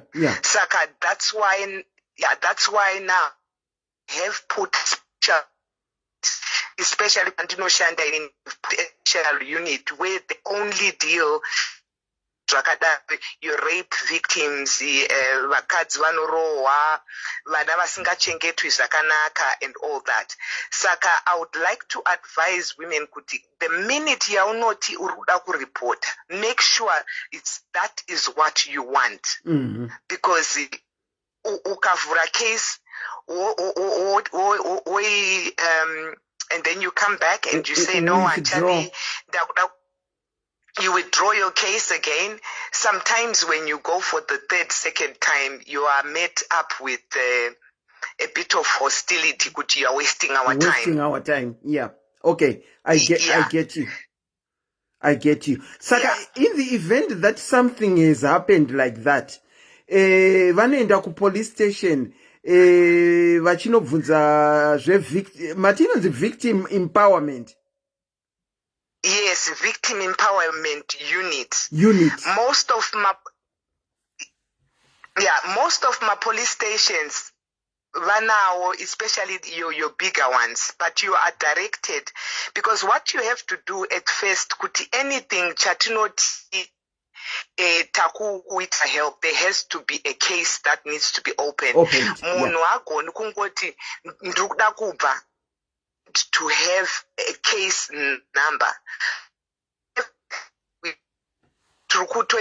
You were not forced into leaving kind of DG or what, that this needs to be open. Okay. So a case has to be opened for them to deal with you and refer you to the victim empowerment unit. Yes, because sometimes it's also midnight, 4 o'clock in the morning, 3 o'clock in the morning. Porisa, they respond to the domestic violence itself. Okay. Saka, if the police respond to the domestic violence, that's when they say, okay, we need a case number. Patino zoshika isisu at the scene, or vamtora vamiendesa police station, or whatever. Tinenge takutora whatever documentation that the police have filled in. Ndipo pataku track safe houses for the woman or the children or whatever, and then now it's in our hands. Then we all proceed. Wow. Auntie Cynthia Scheffler, thank you so much for all the information. I'll await my phone numbers that people can call once Tango isa mukatipa tongo maisa pa page. But thank you so much for that. My pleasure, Auntie Selina. Saka, what I'm going to so kuti mamwe aya ndichawatraga, especially for Wanana, Cape Town or whatever, but at Johannesburg I've got everything. Mostly it's police stations. If you contact a police station, vano responder because domestic violence is a crime. Saka vano responder. If you call your 10-111, they respond to a domestic violence, and then kana vakuona kuti the woman or the children need to be removed. That's when we get involved. Okay, all right. Thank you so much, Auntie Cynthia, for all that information. It's really, I know it's going to help vakadzi varimo mu South Africa. And as you said, kuti kana uchienda haikona kuregera, haikona kuchika kuenda uchita hauna mapepa. Abuse is abuse. They should entertain you pa police station even usina mapepa. Yes, and then I will also give you my number if you would like. Just send ne registration yangu jese kuti if somebody needs counseling, because it's also we also offer counseling for any traumas whatsoever, be it maybe pakaitwa armed robbery or munu was just in something that has trauma, has got something to do with trauma. We also deal with those counselings, but vanenge vachiuya like for my sessions. Okay. Saka, it's quite a broad thing. Okay. Can I ask, my counseling sessions are they free, Auntie? Yes, they are free. Okay. All right. Free. Okay. I'm hoping forward to receiving information that we can put on the diaries page.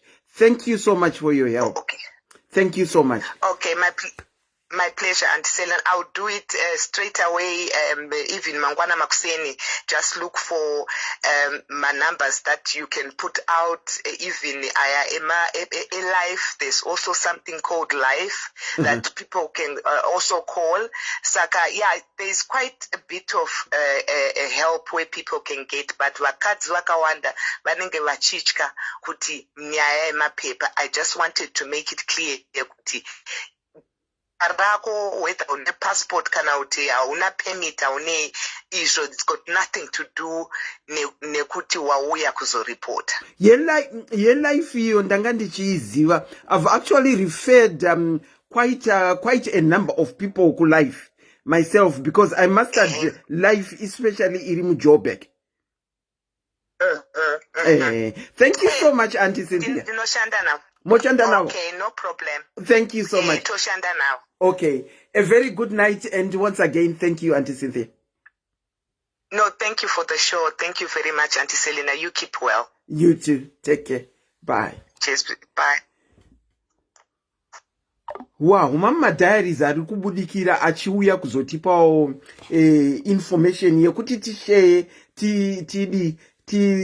tizivisani anditi ekuti tishare tizivisani. Okay, let me try and call back some people that tried to call rega inditore ndinokuchingamidzai pachirongwa our usual caller. Makadini zvakanaka urikuita series inenyatsopindirana neupenyu hwangu. taurai tinzwe andi. Ndinoda kukuudza sai kumashure mbijana asati ndataura mabudiro andakaita. Okay. Hati ndakambofona pai ndikati aiwa ina hangu kuchaya mapoto ndochaya mapoto handiti. Ndizvozvo. I made that decision. Ndikati aiwa in remarriage handidi. Now here is my reason. Here is your reason why you don't want remarriage. Here is my reason now. Go on. Because ndandichiteerera hangu dzimwe girls dzangu dzataura handiti.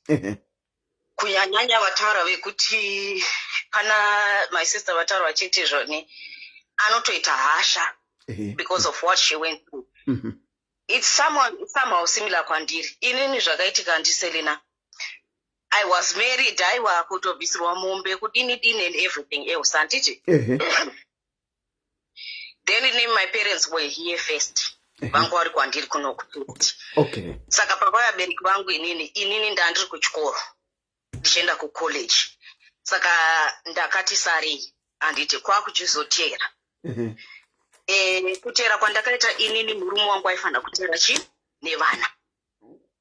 Okay. Aifanira kutera nevana. I thought at that time I thought kuti I had a splendid marriage at that time. Aiwa tichifara kuuya kwangu tauya tichifara shamwari wozodai wotera nevana. Within the first year ndikatoapply antiselina kuti mhuri yangu iuye. Wanika mapepa adzoka. Declined due to lack of information. Lack of adequate information. And I'm asking, is it on my side or on your side? Vakati on your side. Saka munongoziya munhu unengochiziya munhu wako handiti. Unengochiziya munhu wako. Then ndikati panapa ka munhu wangu asi munhu wekunzi anganzi akashaya airtime yekundifonera. Ndaitiwo ndikafona ona munhu asi kudaira foni asi kuita sei. Ini endei kumusha ndakangotenga tiketi rangu ndikati nditonyatsoona kuti chii chikuitika kumusha uko. Because most people as well think kuti ukauya kudiaspora things are just rosy and stuff. Not when you have left your kids. Not when you have left your kids. Unotozvunza kuti saka ndikutsvage kuno ndasiya murume wangu nevana kudidi handiti. I went home. Saka you decided to go unannounced. Unannounced. Ndikati ndinyatsomboenda kuti ndinonyatsoona kuti zvizvi kunyatsoitika chaizvo. Ndokuchienda saka ndakakumbira vamwe tete vadiki mwana wekwababa mnini vake kuti aichita sei ochisara achichengeta hake vana ndichimubhadhara achiita sei. Ndasvika pai munoziva kuti chemistry energy doesn't lie. Ndiri munhu wekuti I just rely on energy a lot. Mosa zvezvo kuti unotaka kuti manotsi mudumbu so kuti something is not right panapa. Even kana kuti munhu akubate so unongochungudzwa nhero zvandaingonzwa. Anyway ndakaitawo lucky zvangu kuti ndina mai guru mukadzi wekazini wake wandaiwirirana naye. Ndikati mai guru ndikushaiti zvikufamba sei. Ndokubva mai guru wangu taurawo pachikuru kuti iwe shamwari dzokera kunhiki kwakoko unoshandira vana handisi kuda kutaura zvakawanda. Vakandiitika kuti vari kuedza kuti chii handiti ndadzokei kuno iyo Facebook iyi handiseri naFacebook.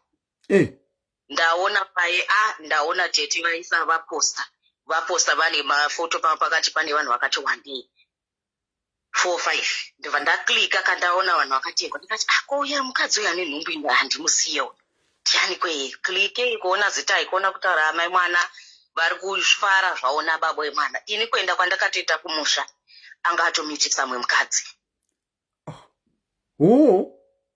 Pandakaenda kumusha pai unannounced. Ini pandakaziziya ndibva ndati ndo zvavafunga izvi kuita. Aiwa inini handichatodi. Ndikangofonerawo vabereki vake ndikati aiwa ndo zvandakaonawo zvakaitika mai nababa. Ina handingakwanise zvangu. Handikwanise. Saka hangu ini ndakusiya.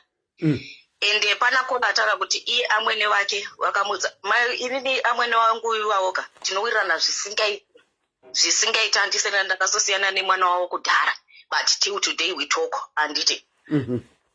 Akazoti akunorora pai zvako dzaakuenda kunorora kauya wanga vamitisa wachona. Hakuna kana hama yake 1 yakabvuma kuti aende kuenda kunorora zvikanzi isi mukadzi watinoziya ndimai nyasha hatina mumwe mukadzi watinoziva. Anyway ndokutopera kwakatoita marriage yangu.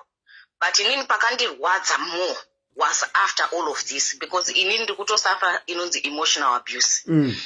Aindiitwa emotional abuse up until about 2 years ago nenyaya manje yevana. Nenyaya yevana. Ndoda kubata atiserina pekuti most people think kuti hanzi tinozozviona zvedu vakadzi vachita. In that's why I say kuti hangu I don't like to judge. Vanhu vanotara kuti munhu ngaatore mwoyo ngaafambe nevana vake ngaite sei handiti. It's easier said than done. Hakuna munhu akatakura nhumbu yake anoda kusiya vana vake asingade kugara pasaiti nevana vake. Variko havo but vashoma. Let me tell you about my journey nini. Journey yangu guys ndeyekudai. Overseas I think everyone anogara mudiaspora anyazoziva kuti nyaya yecustody is a big thing.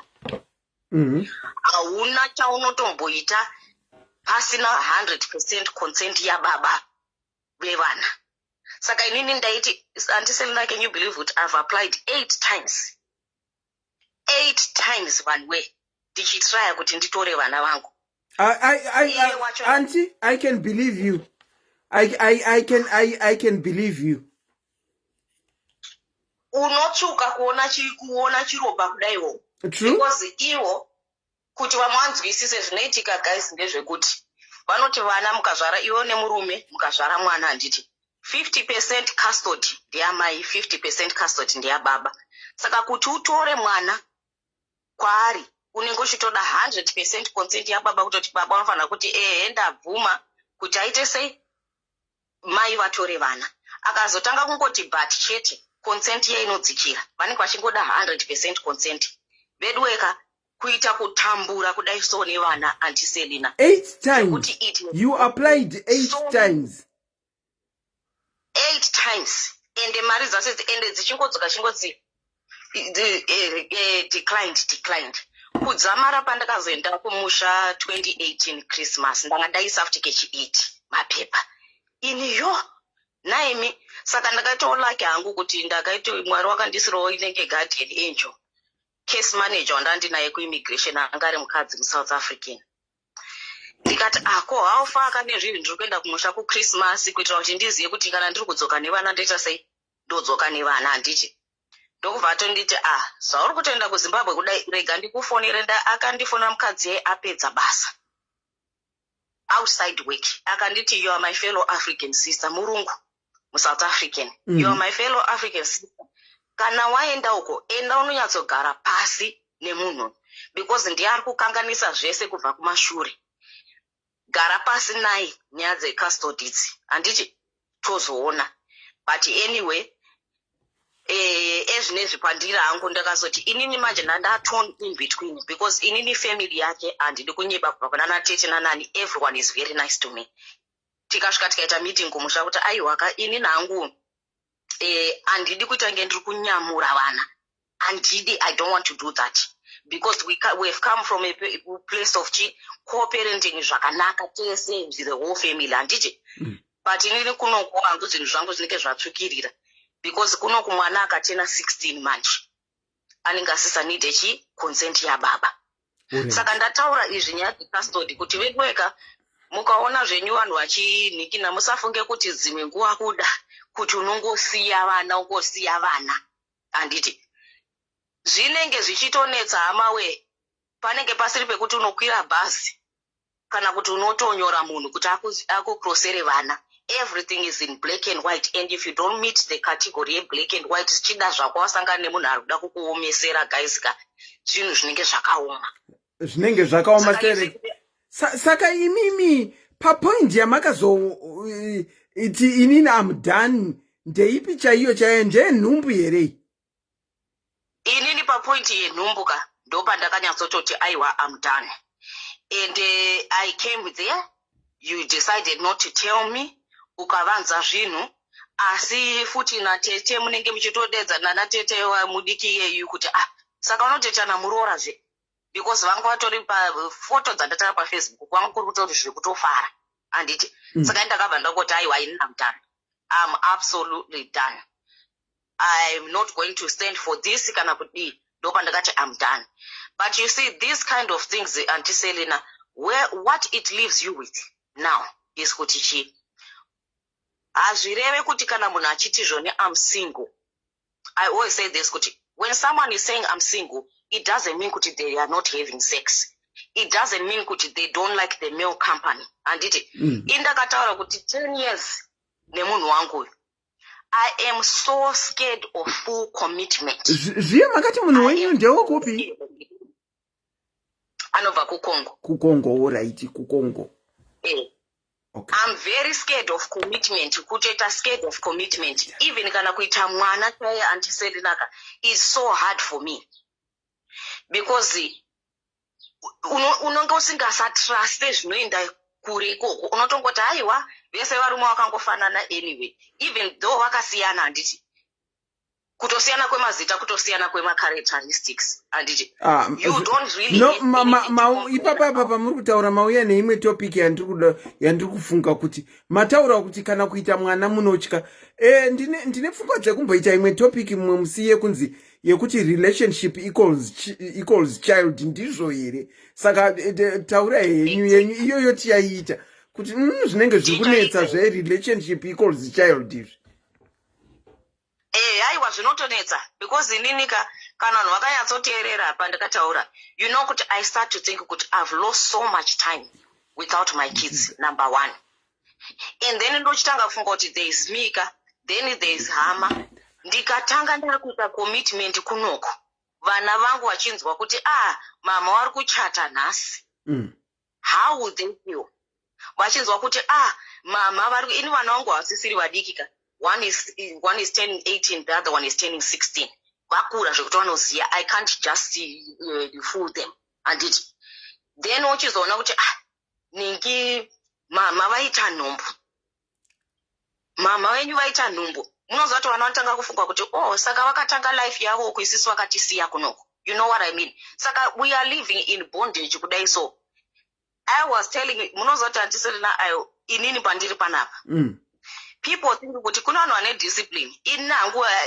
no one forces me what I don't want to do because unotanga kuona a clear picture so because I hear of people saying kuti hanzi hakuna mukadzi asingade marriage akunyepa munonyepa imi munhu anenge achiziva wabva kwekuti uri kurohwa muri kunzwa you are so broken down zvekuti someone strips you of all your confidence do you honestly think kuti that person would want marriage no they won't saka sometimes it's better to ask munhu kuti what are your reasons because mukazonzwa ma-reasons evanhu ndopaunozoona kuti now I see handiti saka zvinonetsa izvi zvinonetsa achisena it's always really hard us as women tinotakura zvakawanda even kana ivo varume vanotakura zvakawanda but hangu I always say kuti I'm pro-life and I'm pro-choices each to their own with their own choices because ini munhu haungandi inini vabereki vangu when I told them andisenda kuti ini zvekuroorwa ina handidi and my parents my mom is a pastor if you tell people kuti ini mangu vanototi kana pane aita problem nenyaya yekuti hanzi uchiroorwa chiita sei just send them to us and we explain to them isisu if we are your parents and we are okay with the setup iripo because we understand you why should anyone else have a problem and saka nchiti we are all Zimbabweans we are all Africans we are all Zimbabweans but just know that we come from different families. True.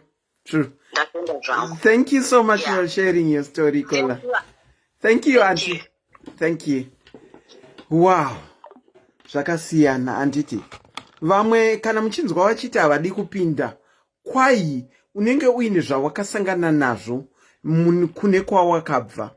Ndosaka vachiti havadi kupinda. It's not everyone who is what can I say? It's not everyone who thinks kuti marriage kana wapinda marriage waachieve. Vamwe havato I think takamboita topic iyoyo kuti is marriage an achievement and we found out kuti some people preferred kugara vasina kuroorwa after zvavakaenda through. Have you got a story to tell about how you got out? What was the last straw chakakuti iwowo enough is enough, I am done? Most of the stories dzatanzwa ndedze abuse muma marriage. Yako wakabuda sei?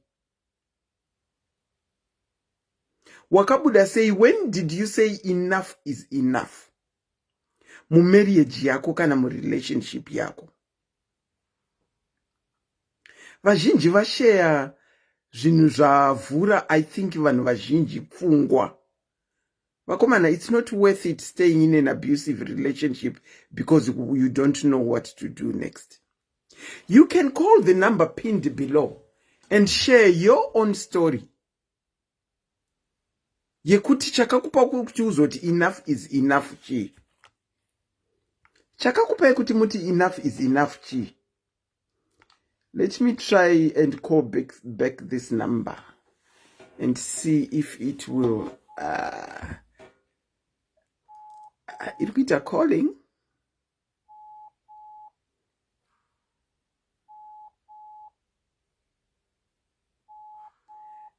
Anzi caller anoti haadi kupinda, but atorimo. What is she saying? Connecting. Yadairwa but yakuti connecting. Inetwork. Zimbabwe inetwork. Rega ichigona kuti vanokola back futi here, since ndavakola back ndaritena call yavo. Kola ari kuti inini ndakuda zvekuchaya mapoto. Ndo zvinondinakidza kana manetsana munongokwichimisana kuchaya mapoto. Haikona kuita izvi zvekuzvisungirira urimo izvi. Ndo zvaari kuti handichadi. Arimo but ari kuchaya mapoto. Munongoitana famba vakola back. Ndinokuchingamidzai pachirongwa. Kola makadini? Hello Aunt Selina. Muri sei kwasikana? Muri right. Makabuda here? Inini yangu yanga isiri marriage zvayo, yanga iri sort of mudolo iwowo, but wanga uda kuti unopinda mu marriage. Zvakafamba sei kuti muzoti enough is enough? Okay, zvakaitika ndezvekuti inini ndandiri a single parent. Ndandine mwana wangu anga ane 5 years by then. Then ndobva ndasanganawo nevamwe brother vataishanda. Taisashanda tese zvedu same company, but it was almost like same building. Kana matoti brother vanga vari kuchechika. Aiwa, vanzva dzangu wangori like mukomana chaya. Alright. Isina mvira rakamborora. Okay. So inini pavakatanga kundi ask out, I was skeptical manje. Unoziva how it is kuti we une mwana and this guy ijaya. And vanhu vanenge vachingoti dai watsvaga munhu ane like a single father wo kana kuti akafirwa kana kuti akaita sei, but then munongoziva varume vacho vanonetsa. How do you know kuti uyu munhu uyu isingle father zvechokwadi? Pamwe anenge achitonyepa. Because ndakamhenda ndatombosanganawo nevamwe vanga vandinyepera before.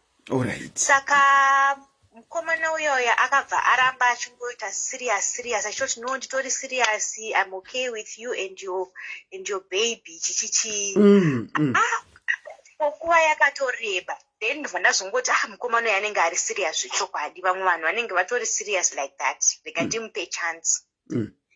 Then tabva tatodanana zvichitofamba, taidanana zvakanyanya. Saka inini nenyaya yekuti ndaingotya kuti mukomana uyu pamwe ada kutitambisira nguva, iye akabva azviona kuti munhu uyu haasi secure murelationship. Ndobva ati nochi, ndida kuti utaure natete vangu, maybe zvinoita kuti uchese feel secure. Ndobva ndakutotaura natete vaya pafoni vanga vari kuUK kwenyu ikokoko. Vachitoti aiwa nowa zvemwana hazvina basa chichichi. Zvakanaka zvakadii. Saka isusu taigara kuHarare. Then mukomana uyu kumba kwavo kwangu kwaMutare. Okay. So tachovha makore, mukomana uyu atondipa mari akati ini ndadata ndada kuora, saka pota uchichengeta mari because ndakaichengeta inini ndinozoishandisa. Okay. Ndikuchengeta mari. Apo munongoziva kana excitement yekuti munhu ada kutoora watoudzwawo hama chichi like vana musisi. Naivo ana tete vari kuUK vava, ana antisedina vari kuUK. Vanenge vachikusimbisa vachindisimbisa kuti don't worry chichichi zvinotoita December tutotese tuya kuzorora. Apo ndikuchengeteswa mari kandi kuchengeteswa mari. So taifanira kuenda kunoona tete vangu manje kuti anotanga zvedate. Ndobva azonditi ndokuzona munhu akuzoti tete rera kusvika rokunoona tete, munhu akutanga kungotatuma excuses kuti aiwa no basa ndashayiwa off chichichi tozoenda next month. Ndakati no, it's fine. So this other one time munhu akunditi kwaMutare kune muchato, sekuru vangu vari kuchata. Like aitoziva kuti handikwanise kubva pabasa because kubasa kwedu ofi yaisatoreka zvokudaro. Saka akanyatsotaimira zvokuti anozotudza last minute zvokuti anoziva kuti obvious hapana paunotora.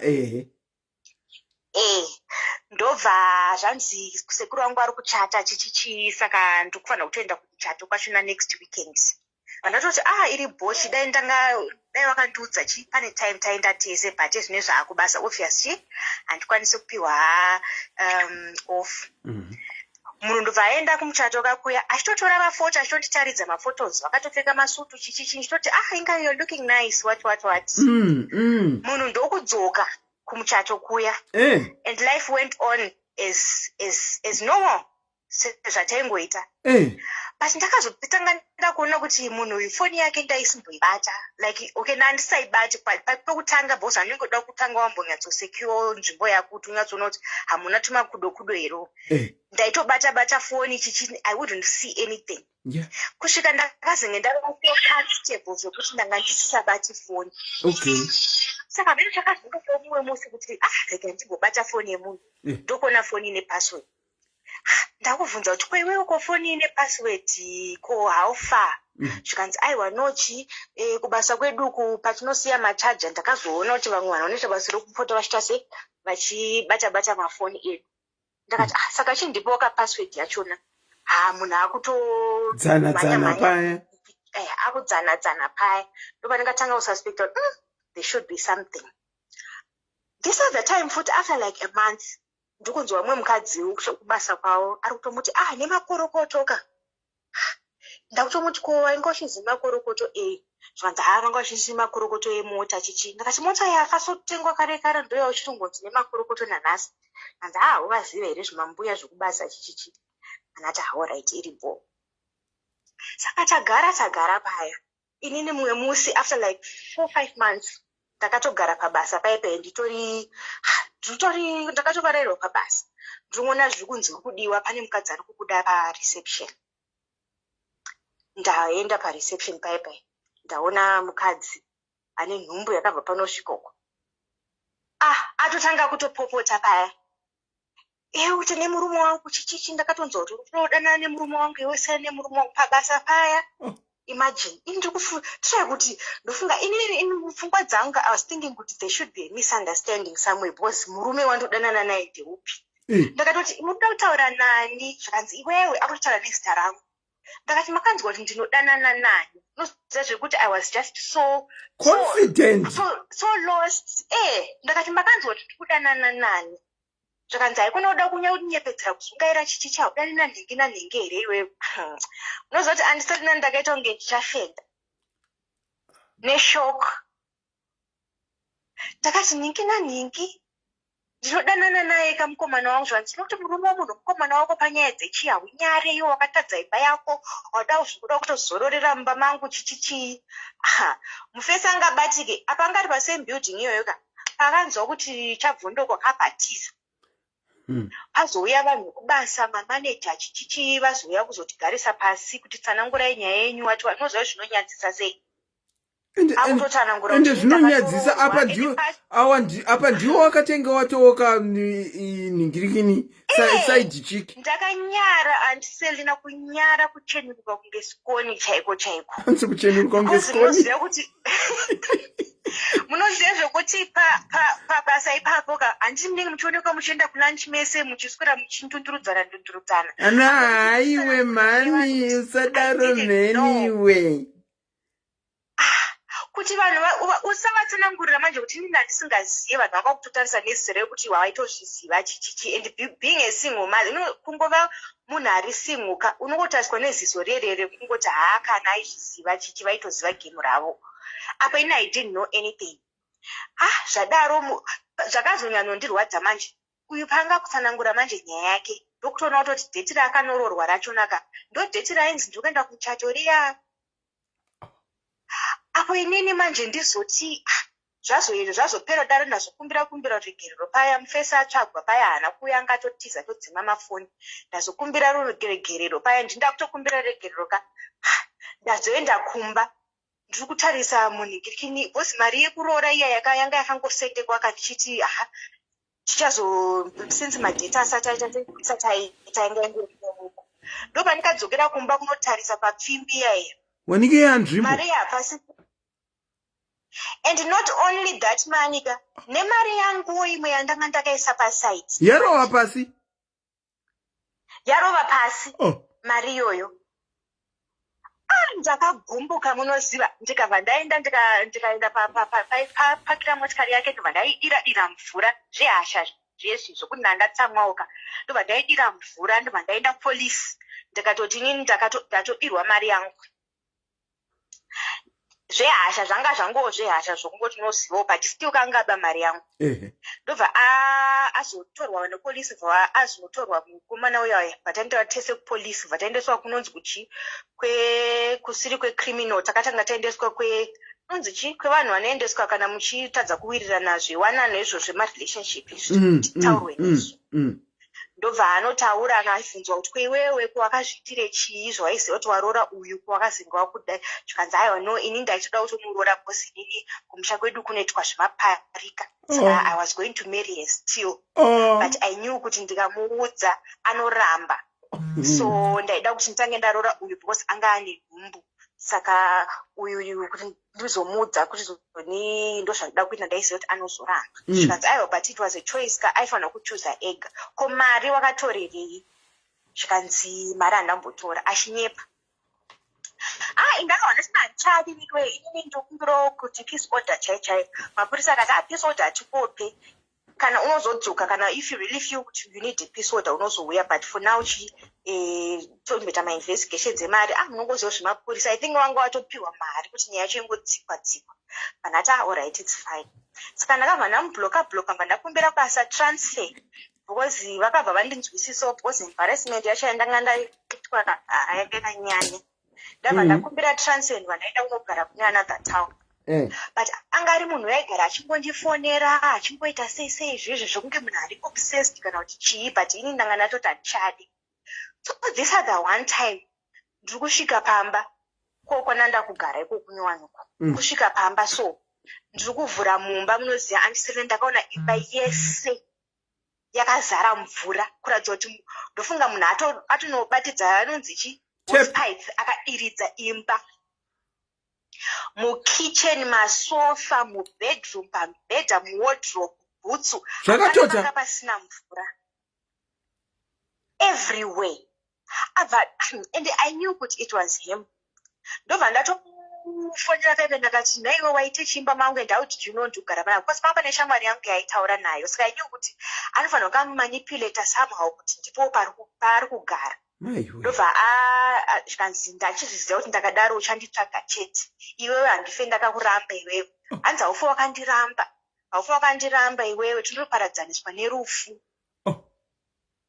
ndikati peunogoti handife ndakakuramba sei iwe wane mumwe mukwatoo nemukadzi and by then anga atova nemwana ndakati watoo nemhuri yako saka kundidirira mvura kwawaita kuti havanzi bosi ndachiziva kuti uchanditsvaga anyway I'm sending people to clean ndakati yezvo naiwe haya ndobva ndakabva ndaziva panapa ndikutodhila nebenzi ndobva ndava ndidzokera futi kupolisi kuye ndobva ndavaudza kuti ndozvikuitika ndobva apiwa polisi inonzi chi peace order akati handina kana basa peace order chipisi chepepa handina kana basa nacho ichi ndobva ambogara handiti then another time ndokubva futi kubasa ndikuona munhu akapaka pageti ndasvika pageti pe pakati yatitaurirana ndakati handina zvitaura newe ndakaupa peace order watovhaileta already saka ndotokumhanga namapurisa zvikanzi alright anyway it's fine inini ndakakudza kuti ini newe tiri kuparadzaniswa nerufu saka ndatouya panapa kuzomwa manzi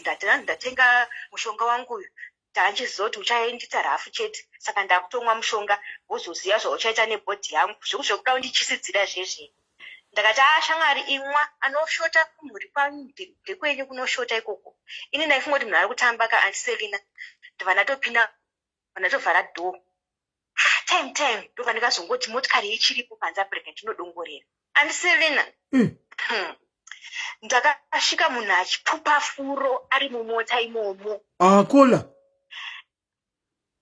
antiselina akatomwa zveshuwa atomwa zvechokwadi atomwa ndobva ndikazomhanya panext door kunoti kuna baba wapanext door nhaimwe yemundonyirawo mashura baba vaidobva vakazotora motikari yavo mbva vamudhiraivha kutomuendesa kune imwe private because kuti tiende pahospital chaiyo kaka kwanguri kure saka akangoendeswa kune imwe private so ndokuenda inai in my head ndaifungidzira kuti amwa here kuti haana umwa but waitounzwa kunhuhwa mushonga iwowo anoti wanga uri mushonga hwai waitonhuhwa wakaita kuvharira mota yese. Tikasvika pahospital paya yakaita batai munhu kutanga kupambwa mukumbo akatomwa zvishuwa. Mwari wangu. Ndakati naimi ndo mashura api but asurvivor kudaro inini kandinga netask yekufonera hama dzake ndo zvaaita kunoko. Imagine ndakufonera tete vaya veku-UK vaya vakati fonera sekuru variko kumusha ikokoko ndobva vandipa nhamba dzasekuru vaya ndakuvaudza ndangova introduction yacho inenge ichitonyadzisaka yekutsanangura kuti ndakambodana nemwana wenyu zvikazodididididi bhosi havandiziveka. Ndakashaudwa sei sekuru ivo vakandishaudha vakati iwo takatonzwa nyaya dzako iwewe waida kutoparadza imba yemuzukuru wedu how can you say kuti munhu ane imba yake auya kuzoda kukomita suicide mba pako it means kuti une zvawakatomuita. Tokuziva imi masingle mother munenge matoti matowana mukomana ane mari dzake chichichi wada kutogadzira mwana wedu because anosiya mhuri yake sei achiuya kuzoda kukomita suicide pamba pako. Takati ina hapana chanda ndiri kutomboziva mwana wenyu ndakatomuisira peace order dai ndakamugadzira ndichimuda zvechokwadi handitingadai ndingori naye here endai kupolisi uku marecords ariko ini ndangokufonera ndikukuziva kuti ari pachipatara chakati. Vavazoenda pachipatara paya vazotonana nemunhu wavo chichii ndobva vambogara ndakange ndichingosenzerwa meseji mukadzi wacho achindifonerawo achindituka aniko munhu wese aingondifonera achingotituka kusvika ndakazotochinja nhamba. Ndachinja nhamba kudaro ndobva zvambonyarara vanati at least munhu right. Munhu ndobva azondisendera meseji akasenda meseji through my friend yeye achiti ndokumbirawo umuudze kuti kwanziso rako handizivi chinhu changa chaitika hanchanetsane naye handichamunetsi chichichi vanati it's okay but handidi zvokuti ase zvokutaura naye. That was kudhara but izvezvi ndikakudzai kuti it's been more than 5 years and Selina ezvinezvi ndakatororwa ndimi kunzwa kamwana kari kutochema ndanzwa kanhanu akakunyeudza ndakazororwa and Selina ndakazoona iye murume wandinaye iyeyu ndinototi ane mwoyo wakasimba and Selina nekuti dai anga asina angadai akasiyana neni because uyu mukomana uyu paakangonzwa kunzi ndakudanana nemunhu wangu atidanana naye zvichisiriasi nokuziva zvinofamba vose vanhu vakamboshanda vese katinenge tine mamutual people vatinotaura navo kunzi kutodanana nemufesi wake chichichi hazvo zviri kutofamba. Akazama kuda kutiparadzanisa akazama kuda kutiparadzanisa aikatsvaga nhamba dzemufesi iyeye achimusendera zvinhu fortunately zvangu ndandanza ndakambotumirana naye zvekuti manutu kana kuti chii but achimutumira zvinhu zvekuti munhu wakudanana naye mukadzi wangu takatoita namiko chichi haumbogari naye munhu iyeye atori mukadzi wangu saka ini I take it as you are dating my wife. Chichichi vachinetsana nemufesi iyeyu akazondororo zvokuti ndaitoti at one point ndakatomubvunza kuti baba wemwana uyu ndakazovaudza kuti ngachingosiyana because ingava relationship here yekuti uyu mufesi angara achingokufonera achingokudza zvinhu chichichi enezvi akutoaffecta relationship yedu but I thank God hangu kuti akaramba akangosvikirira chikuti anopengawo saka izvezvi takazobuda izvinezvi takugarawo somewhere else. Baba vaivai ava mukomana uyu it's been kwanondofunga almost a year hatina mubvira ndakambodzwa from him saka I think maybe zvakazosinka in kuti zvakatopera but akambondipinza busy munhu iyeye and Selina. Wow, what an experience, Kola. What an experience. It was an experience chaiyo yekuti kana bhuku ndinokwanisa kunyora zvototi zvimwe zvacho nandichiganhura but in a nutshell he just turned psycho and kutadza kuziva kuti ini ndandamutadzira chipo sidei akatonditadziraka achindinyepera unozva kuti akandipenta imwe picture yekuti nanhasi kune vamwe vanhu vachiri kungofungidzira kuti picture yakapenta about me ndizvo zvandiri but handaikwanisa kuti ndiende ndichitsanangurira munhu wese kuti aiwa zvisirizvo but vanyatsondizivawo vachiziva iye mufesi wacho vanoziva nyaya yacho kuti ina handina mboda kukanganisa imba yake. Kona uchine same number yaanoziva here iye? Aiwa, handina same number. Number ndakazoichinja ka, but because ane vanhu vazvandataura kuti akashanda tese. Alright, yeah. You said so. Yeah, you said so. You said so. Because friend yangu inini yandaitotamba nayo, like she was a mutual friend. Because no aishanda ku company yaitoshandira TSA. Yanga isiri company yaitoshandira, but it was same building. I'm glad. Saka pandikachinja numbers akambogara for a while asingandifonere. Then ndobva azotanga kufonera. Saka I knew kuti obvious anenge ane vanhu vatinoziva ini vane new number yangu anenge vamupa. Then number yemurume wangu I don't know kuti akaiwana kupi, but akazoiwana. Saka probably because ari manipulative kune shamwari dzangu dzinenge dzichizivawo. Aiwa. Anenge achiva manipulator how. Sure, aiwa. Ndakatochinja zvese Facebook everywhere because aiposta kana kuti aroora kudaro ka aiposta maphotos angu papage pake pawall pake paya achiposta maphotos angu zvokuti hama dzake dzechiti akoyo ava ndevapi because vanenge vachiziva. Saka mukadzi uyo akazorambana naye? Vana kumborambana vatori vese.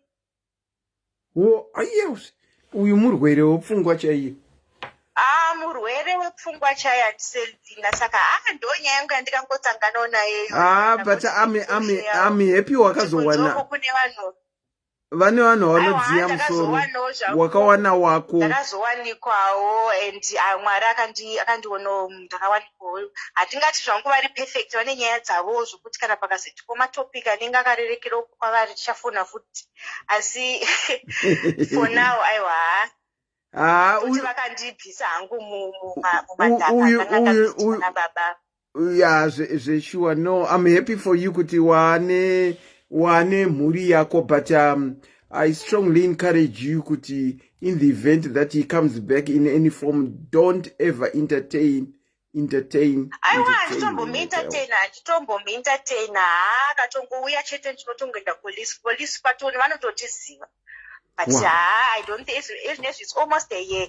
Saka ndongofungidzira kuti ndofunga zvakazopera hazvo. Wow. Thank you so much, Kola, for sharing your story. All right, auntie. A very good evening to you. Thank you. Wow. Imoi. Yevakamwa poison. And you can... okay. Dambo you wanna call it. I know kuti pane call ya uya kunoma call. Let's try and 874. Tambo taura nawo ka 2007. Vanenge wafona back foot. Regaiti fona back call tiwe. Wow. Inongokata ameno. Zvamunoona. Zvakangooma naMwari wangu. Kutomwirwa poison nemunhu ane mukadzi wake akatosunda bhara. Vakatonororana. Imi muri kudanana wakabatiswa mari yenhikirikini. Asi varume vane madhirama. Iwo osara wakabatiswa mari yemuchato iye aenda kunorora. Varume. Vane madhirama zvokwadizvi. Rega ichitore koli. Iri kuririra kupiko. Rega ichikute call back up. Yes.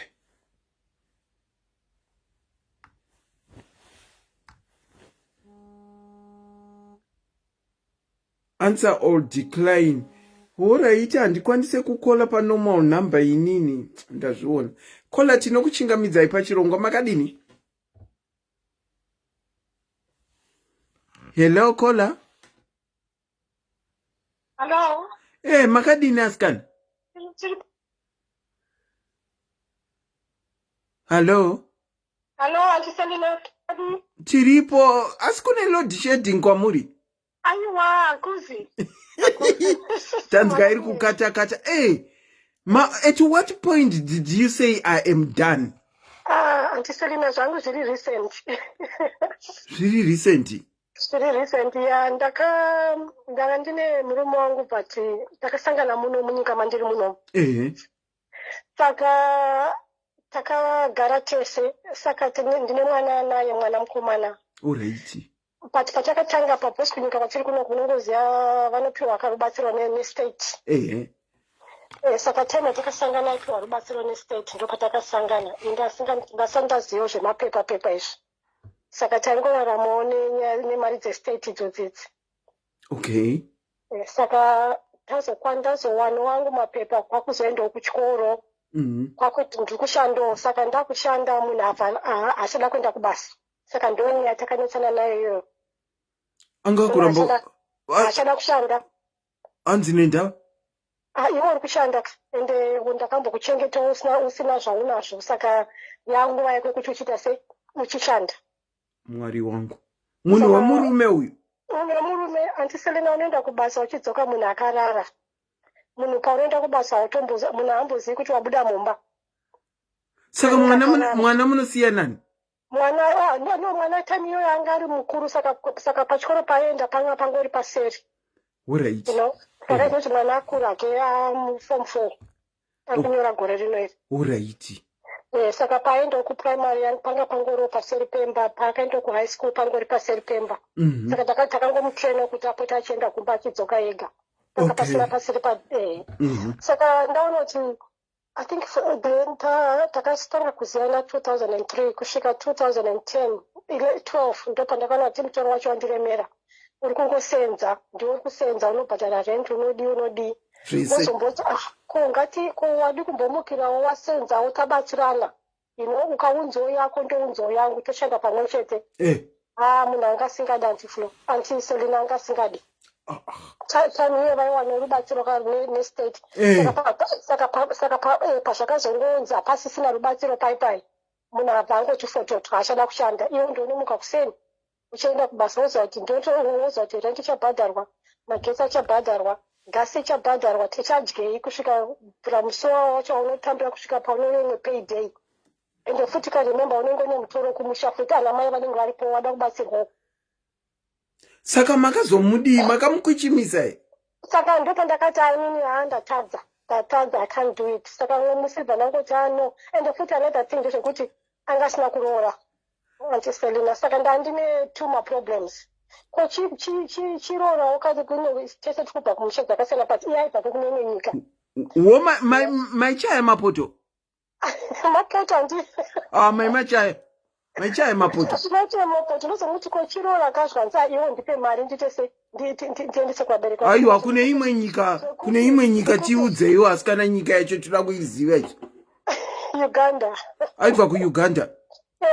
Ndikatinga tiri vanhu vamwe chete tiri vanhu vamwe chete tine ma-cultures are more or less the same, Saka kungoti ungoitawo token of appreciation, komangwana ndikati di. Saka hanzi imimi ndipei mari, imimi mupe mari yekunorora. Mekunorora apa usina futi kuenda kubasa. Saka one day ndakangomuka ndikati inini ndakubuda. Zvikanzi no it's okay. Saka itofunga kuti ndikuseka. Atofunga ndikuseka. Selina ndakangobuda ndine uniform dzangu dzekubasa nepassport. Ndikabuda. That is how I left muna May. Iyo May watabva. Iyo tapfuro ndokubuda kwandakaita just like that. Ndikangoenda kunogara nemwe shamwari yangu. Sezvinewo muna June ndobva ndazowanawo pandiri kugara ndega. Alright. But kugara kwacho wega handiselena kwakaoma kana ungasotombojara futi kugara wega so. But pane that sort of independence yaunowana peace of mind. Stereki haiwa zvokusajaira kugara wega zvinojairika. It's still too soon. Mamangojaira kukaringa mapoto kwamanga murugu. Papa unosiya imba yangu akagara for 11 years 3 bedroom house yakatanga kufurniture from top to bottom. Ndakangobuda ndine mauniform angu nepassport chete. Sometimes to start afresh kutanga kutenga spoon, kutanga kutenga mgoti. Sometimes ngatiudzane chokwadi vanhu. Dzimweni dzenguva it's not about, sometimes we are too materialistic and we hold on tichingoti ndindakatenga sofa, ndindakatenga TV saka handibude. We are too materialistic to the extent yekuti tinotarisa mudenga, tinodzokera kudzimba kwedu takatarisa mudenga tafa nekuda kuita hold on to masofa nana TV. Saka well done to you. You say you bought the things, but you decided to leave to go and start a new life. You don't expect anything from anyone. Because the problem, the problem which we have is we expect too much from people, and when they don't deliver those expectations, that's when disappointment comes in. True. So we just need to learn to be independent. Don't expect anything from anyone. True. Yeah. True. Well done to you, caller. Well done to And Selena. thank you for sharing your story. Thank you. Thank you. Hama wadiwa, regai shidai o. Ininda kutodzima phone. I think tinoita part 2. I think let's go for part 2 of this story. Todaroka, musi wechipiri tonoita part 2. When is it that you decided to say enough is enough, I am done, I am out? Kuonesana kwakanaka kuti tinovhurana maziso uye tinovhurana zheve. Kune vavo vanoti ndikange ndabuda zvino ndinoita sei, zvino ndinoendepi. Saka kuti tinzwe some more of this, nevanoshare story dzavo kuti zvino vakazoita sei vabuda. Join me on Tuesday evening, same time, which is 6 p.m. United Kingdom time and 8 p.m. Southern African time. The name is Auntie Selena. I was your host and presenter tonight. It's a very good evening from me, and see you on Tuesday. Good night.